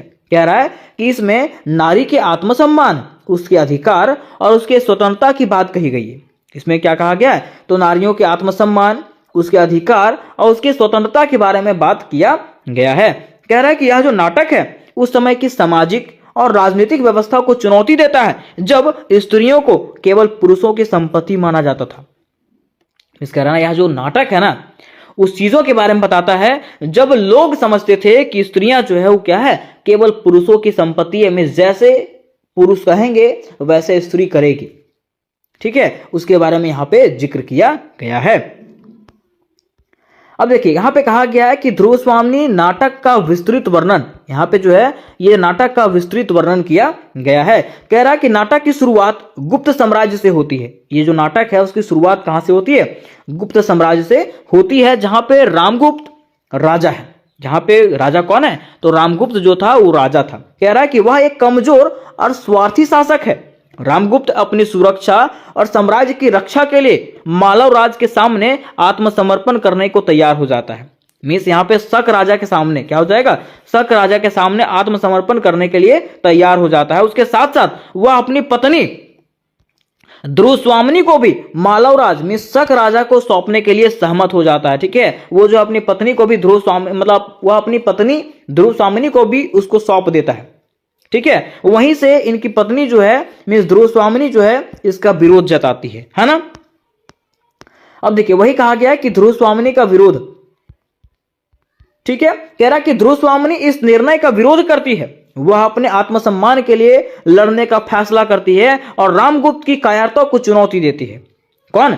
ध्रुव स्वामिनी। कहा जाता है कि यह नाटक एक नारी के आत्मसम्मान और समाज में उसकी भूमिका पर सवाल खड़ा करता है ना। यहां पे ध्रुव स्वामिनी कहती है कि नहीं, मैं ये निर्णय को नहीं मानूंगी, और वो जो है उसका विरोध करती है। आगे कहा गया है कि इसमें से जो है अब किसका प्रवेश होता है? चंद्रगुप्त का। किसका? चंद्रगुप्त का। जब ध्रुव स्वामिनी उसका विरोध करती है तो चंद्रगुप्त देखता है कि ध्रुव स्वामिनी पे क्या हो रहा है? अत्याचार हो रहा है, और चंद्रगुप्त जो है उसका साथ देने के लिए पहुंच जाता है। कह रहा है कि चंद्रगुप्त जो कौन था? रामगुप्त का छोटा भाई था। वो क्या करता है? ध्रुव स्वामिनी के साहस और स्वाभिमान से प्रभावित होता है। वह अपने भाई का निर्णय का विरोध करता है। वो जो है ना अपने भाई के निर्णय का विरोध करता है, क्योंकि उसके भाई कौन था? रामगुप्त। और उसी ने कहा था कि मैं अपनी पत्नी को तुम्हें सौंप देता हूं, मिस मालव राज को, जो शक राजा था, है ना। कह रहा है कि चंद्रगुप्त ध्रुवस्वामिनी के सम्मान की रक्षा करने के लिए आगे आता है। कौन? चंद्रगुप्त। ठीक है, आगे कह रहा है कि संघर्ष और समाधान। अब यहाँ पे क्या होता है? संघर्ष होता है, लड़ाई होता है। वही कह रहा है कि चंद्रगुप्त जो है मालवराज में शक राजा से युद्ध करता है और विजयी होता है। कौन? चंद्रगुप्त जो है शक राजा से युद्ध करता है और क्या हो जाता है? विजय हो जाता है, में जीत जाता है। कह रहा है कि रामगुप्त के स्वार्थ और कायरता के कारण राज्य की जनता और राज परिवार उसका विरोध करने लगते हैं। ठीक है, अब क्या होता है कि रामगुप्त के स्वार्थ को देख करके और उसकी कायरता को देख करके जो है ना वहां की जनता और उसका राज परिवार जो है ना उसको विरोध करने लगते हैं और अंततः क्या होता है? रामगुप्त को जो है वो गद्दी छोड़नी पड़ती है। किसको? रामगुप्त को जो है गद्दी छोड़नी पड़ती है और वहां का राजा जो है वो कौन बन जाता है? चंद्रगुप्त बन जाता है। कौन बन जाता है दोस्तों? चंद्रगुप्त बन जाता है। ठीक है, अब देखिए यहां पे कहा गया कि ध्रुवस्वामिनी का नारी सम्मान। क्या कहा गया? ध्रुवस्वामिनी का नारी सम्मान। कह रहा है कि चंद्रगुप्त और ध्रुवस्वामिनी एक दूसरे के प्रति आकर्षित होते हैं। अब क्या होता है? चंद्रगुप्त और ध्रुवस्वामिनी जो है ना एक दूसरे के प्रति क्या होते हैं? आकर्षित होते हैं। लेकिन यह संबंध केवल प्रेम पर आधारित नहीं बल्कि आपसी सम्मान और साहस पर टिका होता है। ध्रुवस्वामिनी अपने आत्मसम्मान और अधिकारों की रक्षा करने में सफल होती है। क्या कह रहा है? कि ध्रुवस्वामिनी जो है ना अपने आत्मसम्मान को बचाने में जो है ना क्या होती है? सफल होती है। ठीक है, अब देखिए यहां पे कहा गया क्या कि चंद्रगुप्त और ध्रुवस्वामिनी एक दूसरे के प्रति आकर्षित होते हैं। ये आकर्षित नहीं होते हैं। होता है क्या कि चंद्रगुप्त जो है ना वो रामगुप्त का छोटा भाई होता है, लेकिन रामगुप्त क्या करता है? ध्रुवस्वामिनी से जबरदस्ती विवाह कर लेता है। जो ध्रुवस्वामिनी जो है वो किससे प्रेम करती थी? पहले जो है ध्रुवस्वामिनी चंद्रगुप्त से प्रेम करती थी, लेकिन रामगुप्त क्या करता है? ध्रुवस्वामिनी से जबरदस्ती विवाह कर लेता है और चंद्रगुप्त जो है फिर कुछ कह पाता नहीं है। और जब अंततः क्या होता है? रामगुप्त कायर साबित हो जाता है तो चंद्रगुप्त और ध्रुवस्वामिनी जो है पुनः क्या कर लेते हैं? विवाह कर लेते हैं, है ना। अब देखिए इसका मुख्य विचार क्या क्या है? तो कह रहा मुख्य विचार जो है ना, पहला मुख्य विचार है नारी स्वाभिमान। क्या है? नारी स्वाभिमान। कह रहा है कि नाटक का मूल उद्देश्य जो था, संदेश जो था, यह था कि स्त्री केवल किसी की संपत्ति नहीं है, उसकी भी अपनी इच्छाएं होती है ना। और वो भी क्या है? अपनी इच्छाओं और अधिकारों के अनुसार जीवन जीने का हक है। किसको? स्त्री को। ठीक है, दूसरा कहा गया कि राजनीतिक और सामाजिक आलोचना, है ना। मिस कह रहा है कि नाटक में तत्कालिक समाज की कमजोरियों और राजनीतिक ढांचे की आलोचना किया गया। ये नाटक में हम लोगों के समाज की कमजोरियों के बारे में जो है ना आलोचना किया गया, बुराई किया गया। ठीक है, फिर देखिए इससे हमारा सामाजिक संदेश क्या मिलता है? तो कह रहा है कि नाटक में नारी स्वतंत्रता, आत्मसम्मान का मुद्दा उठाया गया। ये नाटक में नारियों के स्वतंत्रता और आत्मसम्मान के बारे में मुद्दा उठाया गया। यह दिखाया गया कि स्त्री जो है ना केवल पुरुष की संपत्ति नहीं है बल्कि उसे अपने जीवन का निर्णय लेने का पूरा अधिकार है। ये किस में दिखाया गया? तो ये नाटक में दिखाया गया। आगे फिर कहा गया कि चंद्रगुप्त को ध्रुवस्वामिनी का नाटक साबित किया गया। इसमें से जो है चंद्रगुप्त को ध्रुवस्वामिनी का नाटक, नायक मतलब क्या होता है? हीरो साबित किया गया। क्यों? तो कह रहा है कि चंद्रगुप्त को ध्रुवस्वामिनी नाटक का नायक कहा गया क्योंकि वह जो है वीर था। ठीक है, उसमें जो है वीरता का प्रतीक दिखाया था, वो पराक्रम दिखाया था और मानवीय गुणों से वो युक्त था। कौन? चंद्रगुप्त। ठीक है, क्योंकि उसने ध्रुवस्वामिनी के आत्मसम्मान की रक्षा किया था, है ना। अब बारी आती है निष्कर्ष का। तो निष्कर्ष में कहा गया है कि ध्रुवस्वामिनी एक प्रेरणादायक कृति है जो पाठकों को न केवल नारी स्वाभिमान की महत्वता सिखाती है बल्कि समाज में स्त्रियों के प्रति नजरिए में बदलाव लाने के लिए भी प्रेरित करती है। हम इस कह सकते हैं कि ध्रुवस्वामिनी जो है ना हम लोगों के लिए प्रेरणादायक क्या है? एक नाटक है जिसमें से पाठकों को बताया जाता है कि आखिर नारी की क्या महत्व है। ठीक है, नारियों को भी स्वतंत्र जीवन जीने का क्या है? हक है। ये किस में बताया जाता है? तो ध्रुवस्वामिनी नाटक में बताया जाता है। तो उम्मीद कर दोस्तों कि ये प्रश्न आपको समझ में आ गया होगा, और अगर ये प्रश्न आपको समझ में आया होगा तो वीडियो को लाइक कर अपने दोस्तों के साथ शेयर करें और चैनल को भी सब्सक्राइब करके अवश्य रख लें। तो आज के वीडियो में हम लोग हिंदी के एक मोस्ट इंपॉर्टेंट प्रश्न को क्लियर करने वाले हैं जिसमें एक नहीं 4 प्रश्न शामिल होने वाला है। तो आज का प्रश्न हमारा इस प्रकार से है कि दीपदान एकांकिकी की कथा वस्तु को अपने शब्दों में लिखें। यही प्रश्न आपको घुमा के इस प्रकार से पूछ सकता है कि दीपदान में पन्नाध्याय का चरित्र चित्रण कीजिए, दीपदान में बाणवीर का चरित्र चित्रण कीजिए तथा दीपदान में संरचना शिल्प का विवरण प्रस्तुत करिए, है ना। एक ही प्रश्न है, यही प्रश्न है, उसको घुमा करके आपको इस प्रकार से पूछ सकता है। मैं सीधा समझिएगा कि यहाँ पे जो है आपको ये कहानी समझना पड़ेगा कि आखिर दीपदान एकांकिकी क्या है। अगर आप ये कहानी समझ जाते हैं तो ये सारे क्वेश्चंस आपके आसानी से बन जाएंगे। तो देखिए यहाँ पे क्वेश्चन कहा है कि दीपदान एकांकिकी, तो आखिर एकांकी मतलब क्या होता है ना। तो बड़ा ही सिंपल शब्दों में, बड़ा ही आसान शब्दों में मैं आपको बता देना चाहता हूं कि अगर एकांकी की बात करें, किसका, एकांकी की बात करें, तो लिखना इस प्रकार से आपको कि ऐसा नाटक जो केवल एक ही घटना, एक ही समस्या और एक ही विषय पे केंद्रित होता है उसे क्या कहते हैं, एकांकी कहते हैं। मिस मान लीजिए ऐसा घटना, ऐसा नाटक जो एक ही घटना पे आधारित हो, है ना, उसको हम लोग क्या कहेंगे, एकांकी कहेंगे। क्या कहेंगे, एकांकी। मिस एकांकी का मतलब सीधा समझिएगा कि एकांकी भी क्या है, एक नाटक है। एकांकी भी क्या है, एक नाटक है। कह रहा है कि इसे संक्षिप्त नाटक भी कह सकते हैं। इसको क्या कह सकते हैं, संक्षिप्त नाटक। मीन्स नाटक तो है लेकिन छोटा रूप है, नाटक का छोटा रूप, है ना। नाटक तो बड़ा रूप में लिखा जाता है, इसको जो है ना छोटा रूप में लिखा जाता है, किसको, एकांकी को, है ना। अब हमारा प्रश्न था कि दीपदान एकांकी की कथा वस्तु की, प्रश्न था कि बताइए कि दीपदान एकांकी की क्या क्या कथा वस्तु है। तो कहा जाता है कि दीपदान एकांकी हिंदी साहित्य के प्रमुख डॉक्टर रामकुमार वर्मा द्वारा रचित एक प्रसिद्ध एकांकी है। कोई पूछेगा कि दीपदान जो है ये एकांकी किसने लिखा है, तो डॉक्टर रामकुमार वर्मा जो हिंदी साहित्य के प्रमुख लेखक हैं, उन्होंने क्या किया है, दीपदान एकांकी को लिखा है। कह रहा कि इसकी कहानी त्याग, बलिदान, निष्ठा और देशभक्ति पर आधारित है। ये जो कहानी है, ये जो नाटक है, वो किस पे आधारित है, तो त्याग पे, बलिदान पे, निष्ठा और देशभक्ति पे जो है ना ये कहानी आधारित है। आगे कह रहा है कि यह जो एकांकी है वो मेवाड़ के इतिहास से प्रेरित है।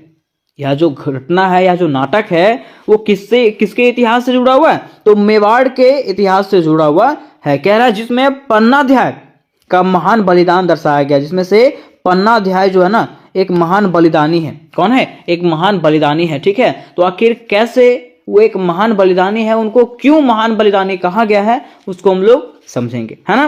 तो देखिए कह रहा है कि कहानी का सारांश, अब हम लोग समझते हैं कहानी को शॉर्ट में, ठीक है, कि आखिर कहानी हुआ क्या था। तो कह रहा है कि कहानी जो है ना मेवाड़ के राजा राणा सांगा की मृत्यु के बाद शुरू होती है। ये जो कहानी है, ये जो नाटक है, वो किसके बाद शुरू होती है, तो मेवाड़ के राजा सांग की मृत्यु के बाद, मीन्स उसके मरने के बाद जो ये कहानी शुरुआत होती है।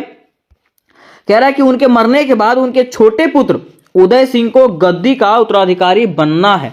इसको, उसके छोटे पुत्र उदय सिंह को, किसके छोटे पुत्र, तो राजा सांगा के, है ना, छोटे पुत्र उदय सिंह को जो है क्या बनना था, उत्तराधिकारी बनना था, वहां का गद्दी संभालना था। लेकिन राजमहल में जो है ना अब क्या होने लगा, षड्यंत्र होने लगा। क्या होने लगा, षड्यंत्र होने लगा और विश्वासघात का माहौल होने लगा। कहां पे, राजमहल में। उसी दौरान क्या हुआ कि राजा सांगा के भाई बनवीर, कौन, राजा सांगा के भाई बनवीर गद्दी हथियाने के लिए षड्यंत्र करता है, ठीक है। यहां पे क्या कहा गया, तो राजा सांगा के मृत्यु के बाद ऐसा कहा गया कि उनके छोटे पुत्र कौन, उदय सिंह जो है वो क्या बनेगा, वहां का उत्तराधिकारी बनेगा। लेकिन राजा सांगा के छोटे भाई ने क्या किया, गद्दी हथियाने के लिए षड्यंत्र रचना चालू कर दिया। कह रहा है कि बनवीर जो है सत्ता के लोभ में इतने अंधे हो जाते हैं कि वो न केवल उदय सिंह को मारने का प्रयास करते हैं, बल्कि पूरे मेवाड़ को अपने क्रूर शासन में झोंक देना चाहते हैं। कह रहा ना कि बनवीर जो है, मिस राजा सांगा के भाई जो था, वो सत्ता के लोभ में, सत्ता प्राप्त करने के लिए इतना अंधा हो जाता है कि वो जो है ना सिर्फ उदय सिंह को ही मारना नहीं चाहता है, बल्कि ये भी चाहता है कि वो क्या करेगा, पूरे मेवाड़ को जो है ना क्या कर देगा, तहस नहस कर देगा। कौन सोच रहा था, तो बनवीर, कौन, बनवीर सोच रहा था, ठीक है। कह रहा कि कहानी का मुख्य मोड़ तब आता है जब बनवीर क्या करता है, अपने सैनिकों के साथ में राजमहल में आता है। ये कहानी उस समय शुरुआत होता है जब क्या होता है, बनवीर जो है अपने सैनिकों के साथ में कहां पे आता है, राजमहल आता है, ठीक है। कह रहा और पन्नाध्याय को आदेश देता है कि वह उदय सिंह को उसके हवाले करे। और पन्नाध्याय को क्या करता है, आदेश देता है कि उदय सिंह को हमको क्या कर दीजिए, मेरे हवाले कर दीजिए। तब क्या होता है कि तब पन्नाध्याय जो उदय सिंह की देखभाल करने वाली दाई थी, ठीक है, मतलब पन्नाध्याय कौन थी, उसकी दाई, मीन्स पालक माँ, पालने वाली जो माँ थी, ठीक है। कह रहा है उसने क्या किया, उदय सिंह को बचाने का प्रयास किया। कह रहा है कि जो अपने राजा और मातृभूमि के प्रति निष्ठावान है। कौन निष्ठावान है, तो पन्नाध्याय जो है ना अपने राजा और मातृभूमि के प्रति क्या है, निष्ठावान है। कह रहा है कि वह जो है उदय सिंह की रक्षा के लिए अपनी गोद लिए हुए पुत्र चंदन का बलिदान कर देती है। क्या कह रहा है कि वह जो है उदय सिंह की रक्षा करने के लिए अपने गोद लिए हुए पुत्र जिसका नाम था चंदन, उसका वो बलिदान करती है। तो कैसे बलिदान करती है, तो कहा गया कि पन्नाध्याय उदय सिंह को सुरक्षित स्थान पर भेज देती है। पन्नाध्याय क्या करती है, सबसे पहले उदय सिंह को जो है ना एक सुरक्षित स्थान पर भेज देती है और अपने पुत्र को जिसका नाम था चंदन है ना, उसको क्या करती है, उदय सिंह के बिस्तर पे सुला देती है। किसको, चंदन को जो है उदय सिंह के बिस्तर पे सुला देती है। कह रहा है कि बनवीर उस बच्चे को उदय सिंह समझ करके उसकी हत्या कर देता है। और अब जो है बनवीर जो है मिस राजा सांगा का भाई बनवीर जो सत्ता हथियाना चाह रहा था, वो क्या करता है, उस बच्चे को उदय सिंह समझ करके उसकी हत्या कर देता है। कह रहा है कि पन्नाध्याय अपने पुत्र के बलिदान को सहन करती है लेकिन उदय सिंह को बचाने में सफल होती है। कह रहा है ना कि पन्नाध्याय जो है ना अपने पुत्र के बलिदान को भी सहन करती है, उसके साथ साथ उदय सिंह को बचाने में भी वो क्या हो जाती है, सफल होती है, जिससे भविष्य में मेवाड़ की रक्षा हो सके। वो सोच रही थी कि अगर इसकी रक्षा नहीं हुई तो मेवाड़ जो है वो पूरा क्या हो जाएगा, बर्बाद हो जाएगा। इसलिए उसने अपने पुत्र का बलिदान दिया और उदय सिंह को क्या किया, बचाया, ताकि मेवाड़ की भविष्य जो है वो सुरक्षित रहे, है ना। तो यहां तक जो है ये कहानी आपका खत्म होता है। अब यहां पे कह रहा है कि पन्नाध्याय का चरित्र चित्रण कीजिए, कि बताइए कि पन्नाध्याय आखिर किस प्रकार के थे, है ना। तो कह रहा है कि पन्नाध्याय का चरित्र त्याग, बलिदान, निष्ठा और साहस का अद्वितीय उदाहरण है। अगर हम लोग पन्नाध्याय की बात करते हैं तो कहा गया है कि ये जो है ना एक त्यागी महिला थी, उसके साथ साथ बलिदानी थी, निष्ठावान थी और साहसी महिला थी। कौन, पन्नाध्याय। कह रहा है कि वह ना केवल एक माँ है बल्कि एक आदर्श दासी और देशभक्त भी है। क्या क्या कह रहा है कि वो जो है ना केवल एक माँ ही नहीं है बल्कि एक आदर्श दासी के रूप में और एक देशभक्त भी है। कौन, तो पन्नाध्याय। कह रहा है कि पन्नाध्याय की विशेषताओं का वर्णन जो है निम्नलिखित रूपों में किया गया है। तो चलिए हम लोग समझते हैं कि आखिर इनकी क्या क्या विशेषताएं हैं। तो पहला इनका विशेषता था मातृभूमि के प्रति निष्ठावान। ये क्या थे, तो अपनी मातृभूमि के प्रति निष्ठावान थे। कह रहा है कि पन्नाध्याय का सबसे बड़ा गुण उसकी मातृभूमि के प्रति अटूट निष्ठा है। वह अपने पुत्र के जीवन का बलिदान देकर यह साबित करती है कि उसके लिए देश जो है वो सर्वोपरि है। उसने क्या किया, तो पूरे मेवाड़ को बचाने के लिए क्या किया, अपने पुत्र का बलिदान दिया ताकि उसका देश जो है वो सुरक्षित रह सके। इसलिए कहा जाता है कि वो अपने पुत्र का बलिदान देकर के ये साबित करती है कि उसके लिए जो है ना देश सर्वोपरि है। में सबसे पहले कौन है, देश है ना। अगर देश सुरक्षित है तो सब लोग सुरक्षित है। तो पहला इसका विशेषता था मातृभूमि के प्रति निष्ठावान। दूसरा इनका विशेषता जो है वो है त्याग और बलिदान। क्या है, त्याग और बलिदान। कह रहे कि पन्ना अपने गोद लिए हुए पुत्र चंदन को उदय सिंह के स्थान पर सुला देती है। पन्नाध्याय क्या करती है, अपने गोद लिए हुए पुत्र चंदन को क्या करती है, उदय सिंह के स्थान पर जो है ना सुला देती है, मींस उनके बेड पे सुला देती है। और एक माँ के लिए यह सबसे बड़ा त्याग है। अगर एक माँ की बात करें तो ये जो है ना एक माँ के लिए सबसे बड़ा त्याग है। कोई चाहेगा कि अपने बेटे को हम जान से मरवा दें, नहीं, है ना। मतलब दूसरे को बचाने के लिए अपने बेटे का त्याग करते कोई चाहेगा, नहीं चाहेगा, है ना। कह रहा है यह दर्शाता है कि वह अपने कर्तव्य को अपने व्यक्तित्व जीवन के अधिक महत्व देती है। क्या कह रहा है कि यह दर्शाता है ना कि वो अपने कर्तव्य, उसका कर्तव्य था उसका पालन पोषण करना, है ना। तो कह रहा है कि यह दर्शाता है कि वह अपने कर्तव्य को अपने व्यक्तिगत जीवन से भी अधिक महत्व देती है। फिर तीसरा इनका विशेषता है साहस और बुद्धिमत्ता। क्या है, साहस और बुद्धिमत्ता। कह रहा है कि पन्नाध्याय बनवीर के षड्यंत्र को भांप लेती है। पन्नाध्याय को पता चल जाता है कि बनवीर जो है वो क्या कर रहा है, कोई ना कोई षड्यंत्र बना रहा है और उदय सिंह को बचाने के लिए वह क्या करती है, बुद्धिमानी से योजना बनाती है। कौन, पन्नाध्याय जो है उदय सिंह को बचाने के लिए बुद्धिमानी से योजना बनाती है और उसका साहस और धैर्य प्रशंसनीय है। आगे देखिए, कह रहा है कि कर्तव्य परायणता, मींस कर्तव्य के पालन करती है। जो इनका कर्तव्य था उसका वो पालन करती है। कह रहा है कि पन्ना अपने कर्तव्य को पूरा ईमानदारी और निष्ठा से निभाती है। क्या कह रहा है कि पन्नाध्याय जो है ना अपने कर्तव्य को जो है ना वो पूरी ईमानदारी से और निष्ठा से उसको निभाती है। उसके लिए राजा का पुत्र और राज्य की सुरक्षा उसकी संतान से अधिक महत्वपूर्ण है। किसके लिए? पन्नाध्याय कहती है कि उसके लिए राजा का पुत्र की रक्षा करना और राज्य की सुरक्षा करना अपने संतान से भी अधिक महत्वपूर्ण है। ये कौन कहती है? पन्नाध्याय कहती है। इस प्रकार से हम लोग कह सकते हैं कि वो एक देशभक्त के समान है। कौन? पन्नाध्याय, है ना। अब क्वेश्चन हमारा कहा था कि दीपदान में बनवीर का चरित्र चित्रण करें कि बनवीर आखिर कैसा था। तो मैंने आपको बताया था कि ये जो है राजा सांगा का भाई था, है ना, जो मेवाड़ की सत्ता को हथियाना चाह रहा था। तो वही यहां पे कहा गया कि बनवीर एक महत्वाकांक्षी और क्रूर पात्र है। वह चित्तौड़ का सिंहासन पाने के लिए, इस मेवाड़ का सिंहासन पाने के लिए जो है किसी भी हद तक जाने के लिए तैयार था। कौन? तो बनवीर कह रहा है कि पहला ये महत्वाकांक्षी था। महत्वाकांक्षी मतलब कह रहा बनवीर का मुख्य उद्देश्य चित्तौड़ के सिंहासन पर अधिकार करना था। बनवीर बस एक ही उद्देश्य था उसका, क्या? मेवाड़, मतलब यहाँ पे चित्तौड़ लिखा हुआ ना, मेवाड़ होगा। मेवाड़ के सिंहासन पर अधिकार करना उसका मुख्य उद्देश्य था। दूसरा कह रहा वो क्रूर था। क्रूर मतलब कह रहा अपनी महत्वाकांक्षा के लिए वह राजकुमार उदय सिंह की हत्या तक करवाने के लिए योजना बनाता था। कह रहा ना कि अपनी महत्वाकांक्षी को प्राप्त करने के लिए, मीन्स वहां की सत्ता को प्राप्त करने के लिए जो है ना वो राजकुमार उदय सिंह की हत्या भी करवाने का योजना बना रहा था। कौन? तो बनवीर।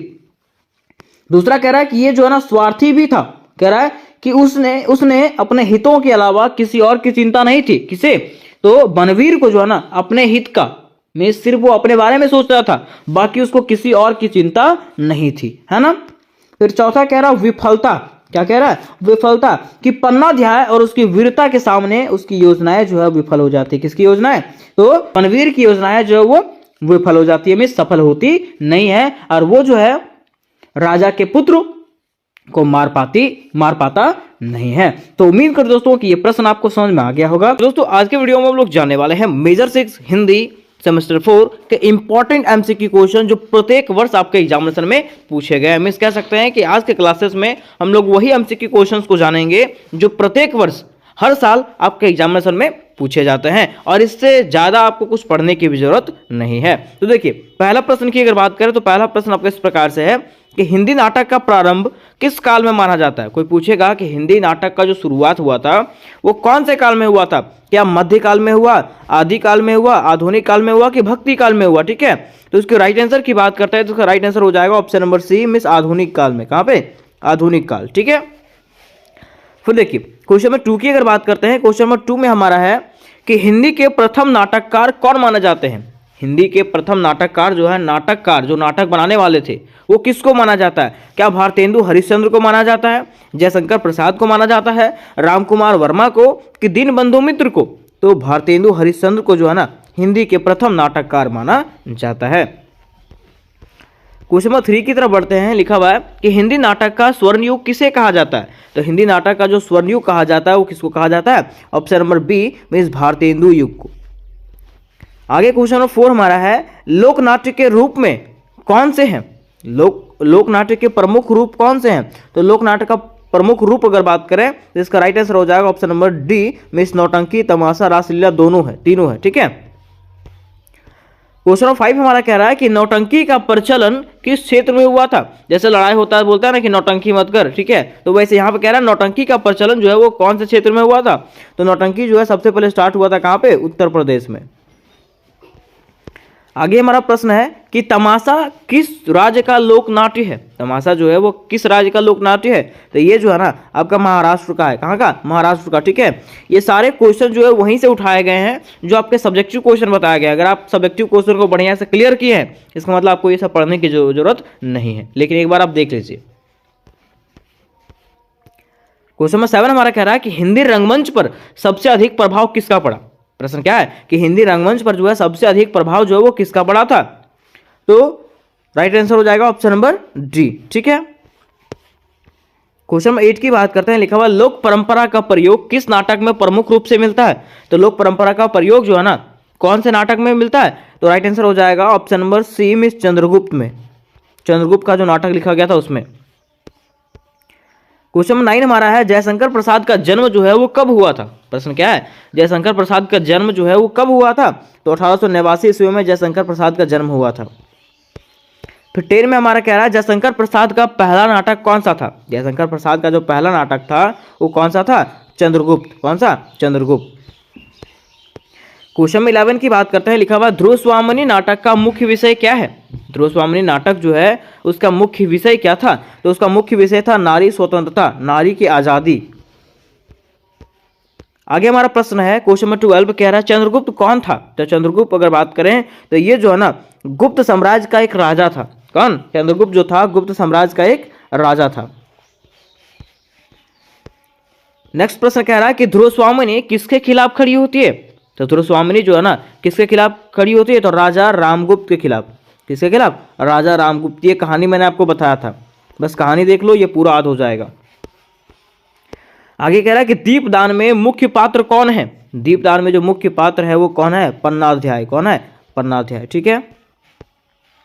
आगे कह रहा है कि पन्नाध्याय का बलिदान किसके लिए था। तो पन्नाध्याय का जो बलिदान था वो किसके लिए, उदय सिंह के लिए। किसके लिए, उदय सिंह के लिए। ठीक है, वो उदय सिंह के लिए अपने बेटे का जान गंवा देती है। आगे कह रहा है कि दीपदान का लेखक कौन है। तो दीपदान के लेखक की अगर बात करें तो मैंने आपको बताया था कि इसको किसने लिखा है, रामकुमार वर्मा ने। किसने, रामकुमार वर्मा ने इसको लिखा है। क्वेश्चन नंबर 17 की बात करते हैं, लिखा हुआ चारुमित्रा की रचना किसने किया। तो चारुमित्रा की जो रचना है वो किसने किया, रामकुमार वर्मा ने। किसने, रामकुमार वर्मा ने किया। आगे है चारुमित्रा की कथा किस पर आधारित है। तो चारुमित्रा की जो कथा है, जो कहानी है वो प्रेम और बलिदान पे आधारित है। किस पे, प्रेम और बलिदान पे। फिर 19 में कह रहा है कि शौकिया रंगमंच का उद्देश्य क्या होता है। तो शौकिया रंगमंच की अगर बात करें तो इसका उद्देश्य होता है शौक और रचनात्मक नाटक। आगे क्वेश्चन में 20 कह रहा है हमारा कि हिंदी रंगमंच का पहला व्यावसायिक मंच कहां शुरू हुआ था। तो ये कहां शुरू हुआ था, कोलकाता में। कहां पे, कोलकाता में शुरुआत हुआ था हिंदी रंगमंच, है ना। फिर क्वेश्चन में 21 में कह रहा है कि हिंदी में आधुनिक नाट्य परंपरा का आरंभ किस युग से माना जाता है।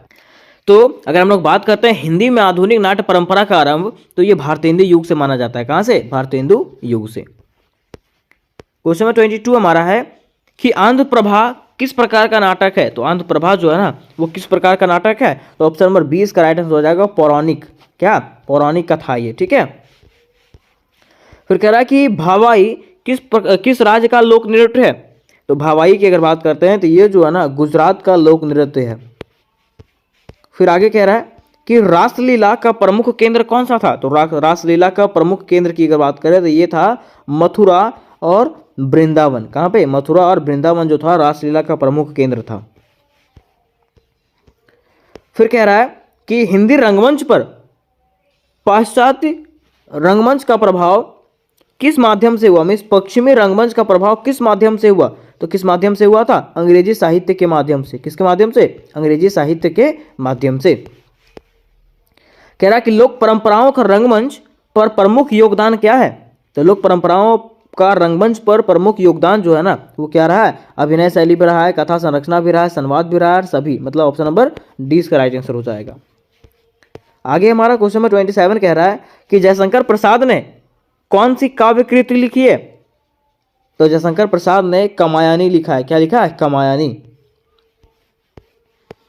क्वेश्चन नंबर 28 की बात करते हैं, लिखा हुआ है जयशंकर प्रसाद का साहित्य किस युग का प्रतिनिधित्व करता है। तो जयशंकर प्रसाद का जो साहित्य है ना वो आधुनिक युग का प्रतिनिधित्व करता है। किसका, जयशंकर प्रसाद का साहित्य जो है आधुनिक मतलब अभी के युग का प्रतिनिधित्व करता है। फिर क्वेश्चन नंबर 29 की बात करते हैं, लिखा हुआ है कि ध्रुवस्वामिनी किस काल की ऐतिहासिक घटना पर आधारित है। तो यह जो कहानी है वो किस पे, तो गुप्त काल के कहानी पर आधारित है। मैंने आपको ये कहानी बताया था। फिर 30 नंबर क्वेश्चन कह रहा है कि चंद्रगुप्त का चरित्र किस गुण को व्यक्त करता है। चंद्रगुप्त का जो चरित्र है वो क्या कह सकते हैं, तो धार्मिकता, या तो कह सकते हैं कि वो क्या था, नायक था, हीरो था, है ना, या तो शक्तिशाली सम्राट था। तो इसका राइट आंसर हो जाएगा नायक। तो ठीक है, वो हीरो का जैसा उसमें से उभरता है। कह रहा है कि ध्रुवस्वामिनी किसकी पत्नी थी। तो ध्रुवस्वामिनी की अगर बात करें तो क्या वो चंद्रगुप्त की पत्नी थी, नहीं, वो किसकी पत्नी थी, रामगुप्त की। ठीक है, वो प्रेमिका थी चंद्रगुप्त की, लेकिन शादी किसने किया था? रामगुप्त ने किया था। तो ऑप्शन नंबर 20 का राइट आंसर हो जाएगा। आगे कह रहा है कि चंद्रगुप्त में ध्रुवस्वामिनी में जयशंकर प्रसाद ने मुख्य रूप से किसका चित्रण किया है? तो ध्रुवस्वामिनी में जयशंकर प्रसाद ने नारी अस्मिता का क्या किया है? वर्णन किया है। ठीक है, तो ऑप्शन नंबर 20 का राइट आंसर हो जाएगा। आगे कह रहा है कि दीपदान किस ऐतिहासिक घटना पर आधारित है? तो दीपदान जो है ना वो किस पे आधारित है? तो यह जो है ऑप्शन नंबर बी मतलब मेवाड़ का संघर्ष पे आधारित है। फिर कह रहा है कि पन्ना अध्याय का बलिदान क्या दर्शाता है? तो पन्ना अध्याय का जो बलिदान है ना वो क्या दर्शाता है? तो दर्शाता है देशभक्ति, मातृत्व की पराकाष्ठा। ठीक है, देशभक्ति भी दिखाता है। यहाँ पे ऑल होगा आंसर। ठीक है, इसका आंसर यहाँ पे गलत दिया हुआ है, ऑप्शन नंबर ऑल हो जाएगा। फिर कह रहा है कि बनवीर का चरित्र किस प्रकार का है? तो बनवीर की अगर बात करें इसका चरित्र जो है ना वो कैसा था? क्रूर और लालची। वो कैसा था? क्रूर था और लालची था। वो राज्य को हथियाना चाह रहा था, है ना। कह रहा है कि दीपदान एकांकिकी का मुख्य उद्देश्य क्या है? तो दीपदान एकांकिकी का मुख्य उद्देश्य की अगर बात करें तो इसका मुख्य उद्देश्य था प्रेरणा देना। क्या करना? प्रेरणा देना। फिर यहाँ पे कह रहा है कि चारों मित्र किस समस्या पर आधारित है? चारों मित्र जो है ना इसका समस्या क्या है? तो इसका समस्या जो है वह समाज में नारी की स्थिति पर है। तो क्वेश्चन नंबर 38 कह रहा है कि चारों मित्र की नायिका का प्रमुख गुण क्या है? चारों मित्र नायिका का प्रमुख गुण जो है वो क्या था? त्याग और संघर्ष। क्या? त्याग और संघर्ष। फिर हमारा कह रहा है व्यावसायिक रंगमंच का प्रमुख उद्देश्य क्या है? तो व्यावसायिक रंगमंच का प्रमुख उद्देश्य की बात करें तो इसका मुख्य उद्देश्य होता है लाभ कमाना। क्या कमाना? लाभ कमाना, क्योंकि व्यावसायिक मतलब व्यवसाय करना, है ना। आगे कह रहा है रंगमंच पर रंग सज्जा का क्या महत्व है? रंगमंच पर रंग सज्जा का क्या महत्व है? इसका महत्व होता है दृश्य को जीवंत बनाना, मतलब सामने से देखना कह सकते हैं। ठीक है, आगे कह रहा है कि सरकारी रंगमंच का मुख्य उद्देश्य क्या होता है? तो सरकारी रंगमंच का उद्देश्य जो होता है संस्कृति और साहित्य को बढ़ावा देना। फिर 42 में कह रहा है कि निर्देशन का मुख्य कार्य क्या है? तो निर्देशन का मुख्य कार्य होता है पूरे नाटक का समन्वय करना। आगे कह रहा है कि अभिनय में सबसे महत्वपूर्ण तत्व क्या है? तो अभिनय में सबसे महत्वपूर्ण तत्व जो है वो क्या है? संवाद अदायगी। ऑप्शन नंबर ए इसका राइट आंसर हो जाएगा। फिर कह रहा है कि शौकिया रंगमंच किस पर आधारित होता है? तो शौकिया रंगमंच जो होता है ना वो किस पर आधारित होता है? तो ऑप्शन नंबर बी में सामाजिक समस्याओं का चित्रण करता है उसमें। ठीक है, 45 में कह रहा है कि ध्वनि व्यवस्था का प्रमुख कार्य क्या है? तो ध्वनि व्यवस्था का प्रमुख कार्य है दर्शकों को संवाद स्पष्ट करना, दर्शकों से जो है ना क्या करना? बेहतर तरीके से बातचीत करना। आगे कह रहा है कि रंग दीपन का प्रयोग क्यों किया जाता है? तो रंग दीपन का प्रयोग किया जाता है प्रकाश व्यवस्था के लिए। ठीक है, ताकि वहां पे प्रकाश आ सके। आगे कह रहा है कि हिंदी रंगमंच का पहला सरकारी रंगमंच कहाँ स्थापित हुआ? तो हिंदी रंगमंच का पहला सरकारी रंगमंच जो स्थापित हुआ था वो कहाँ पे हुआ था? कोलकाता में। कहाँ पे? कोलकाता में। ठीक है, फिर 48 में क्वेश्चन है कि अभिनय में चेहरे का भाव किस लिए महत्वपूर्ण होता है? तो अभिनय में इस नाटक में जो है ना चेहरे का भाव क्यों महत्वपूर्ण होता है? तो दर्शकों को कथा समझाने के लिए, है ना। फिर क्वेश्चन नंबर 49 की बात करें, लिखा हुआ रंगशिल्प प्रशिक्षण का मुख्य उद्देश्य क्या है?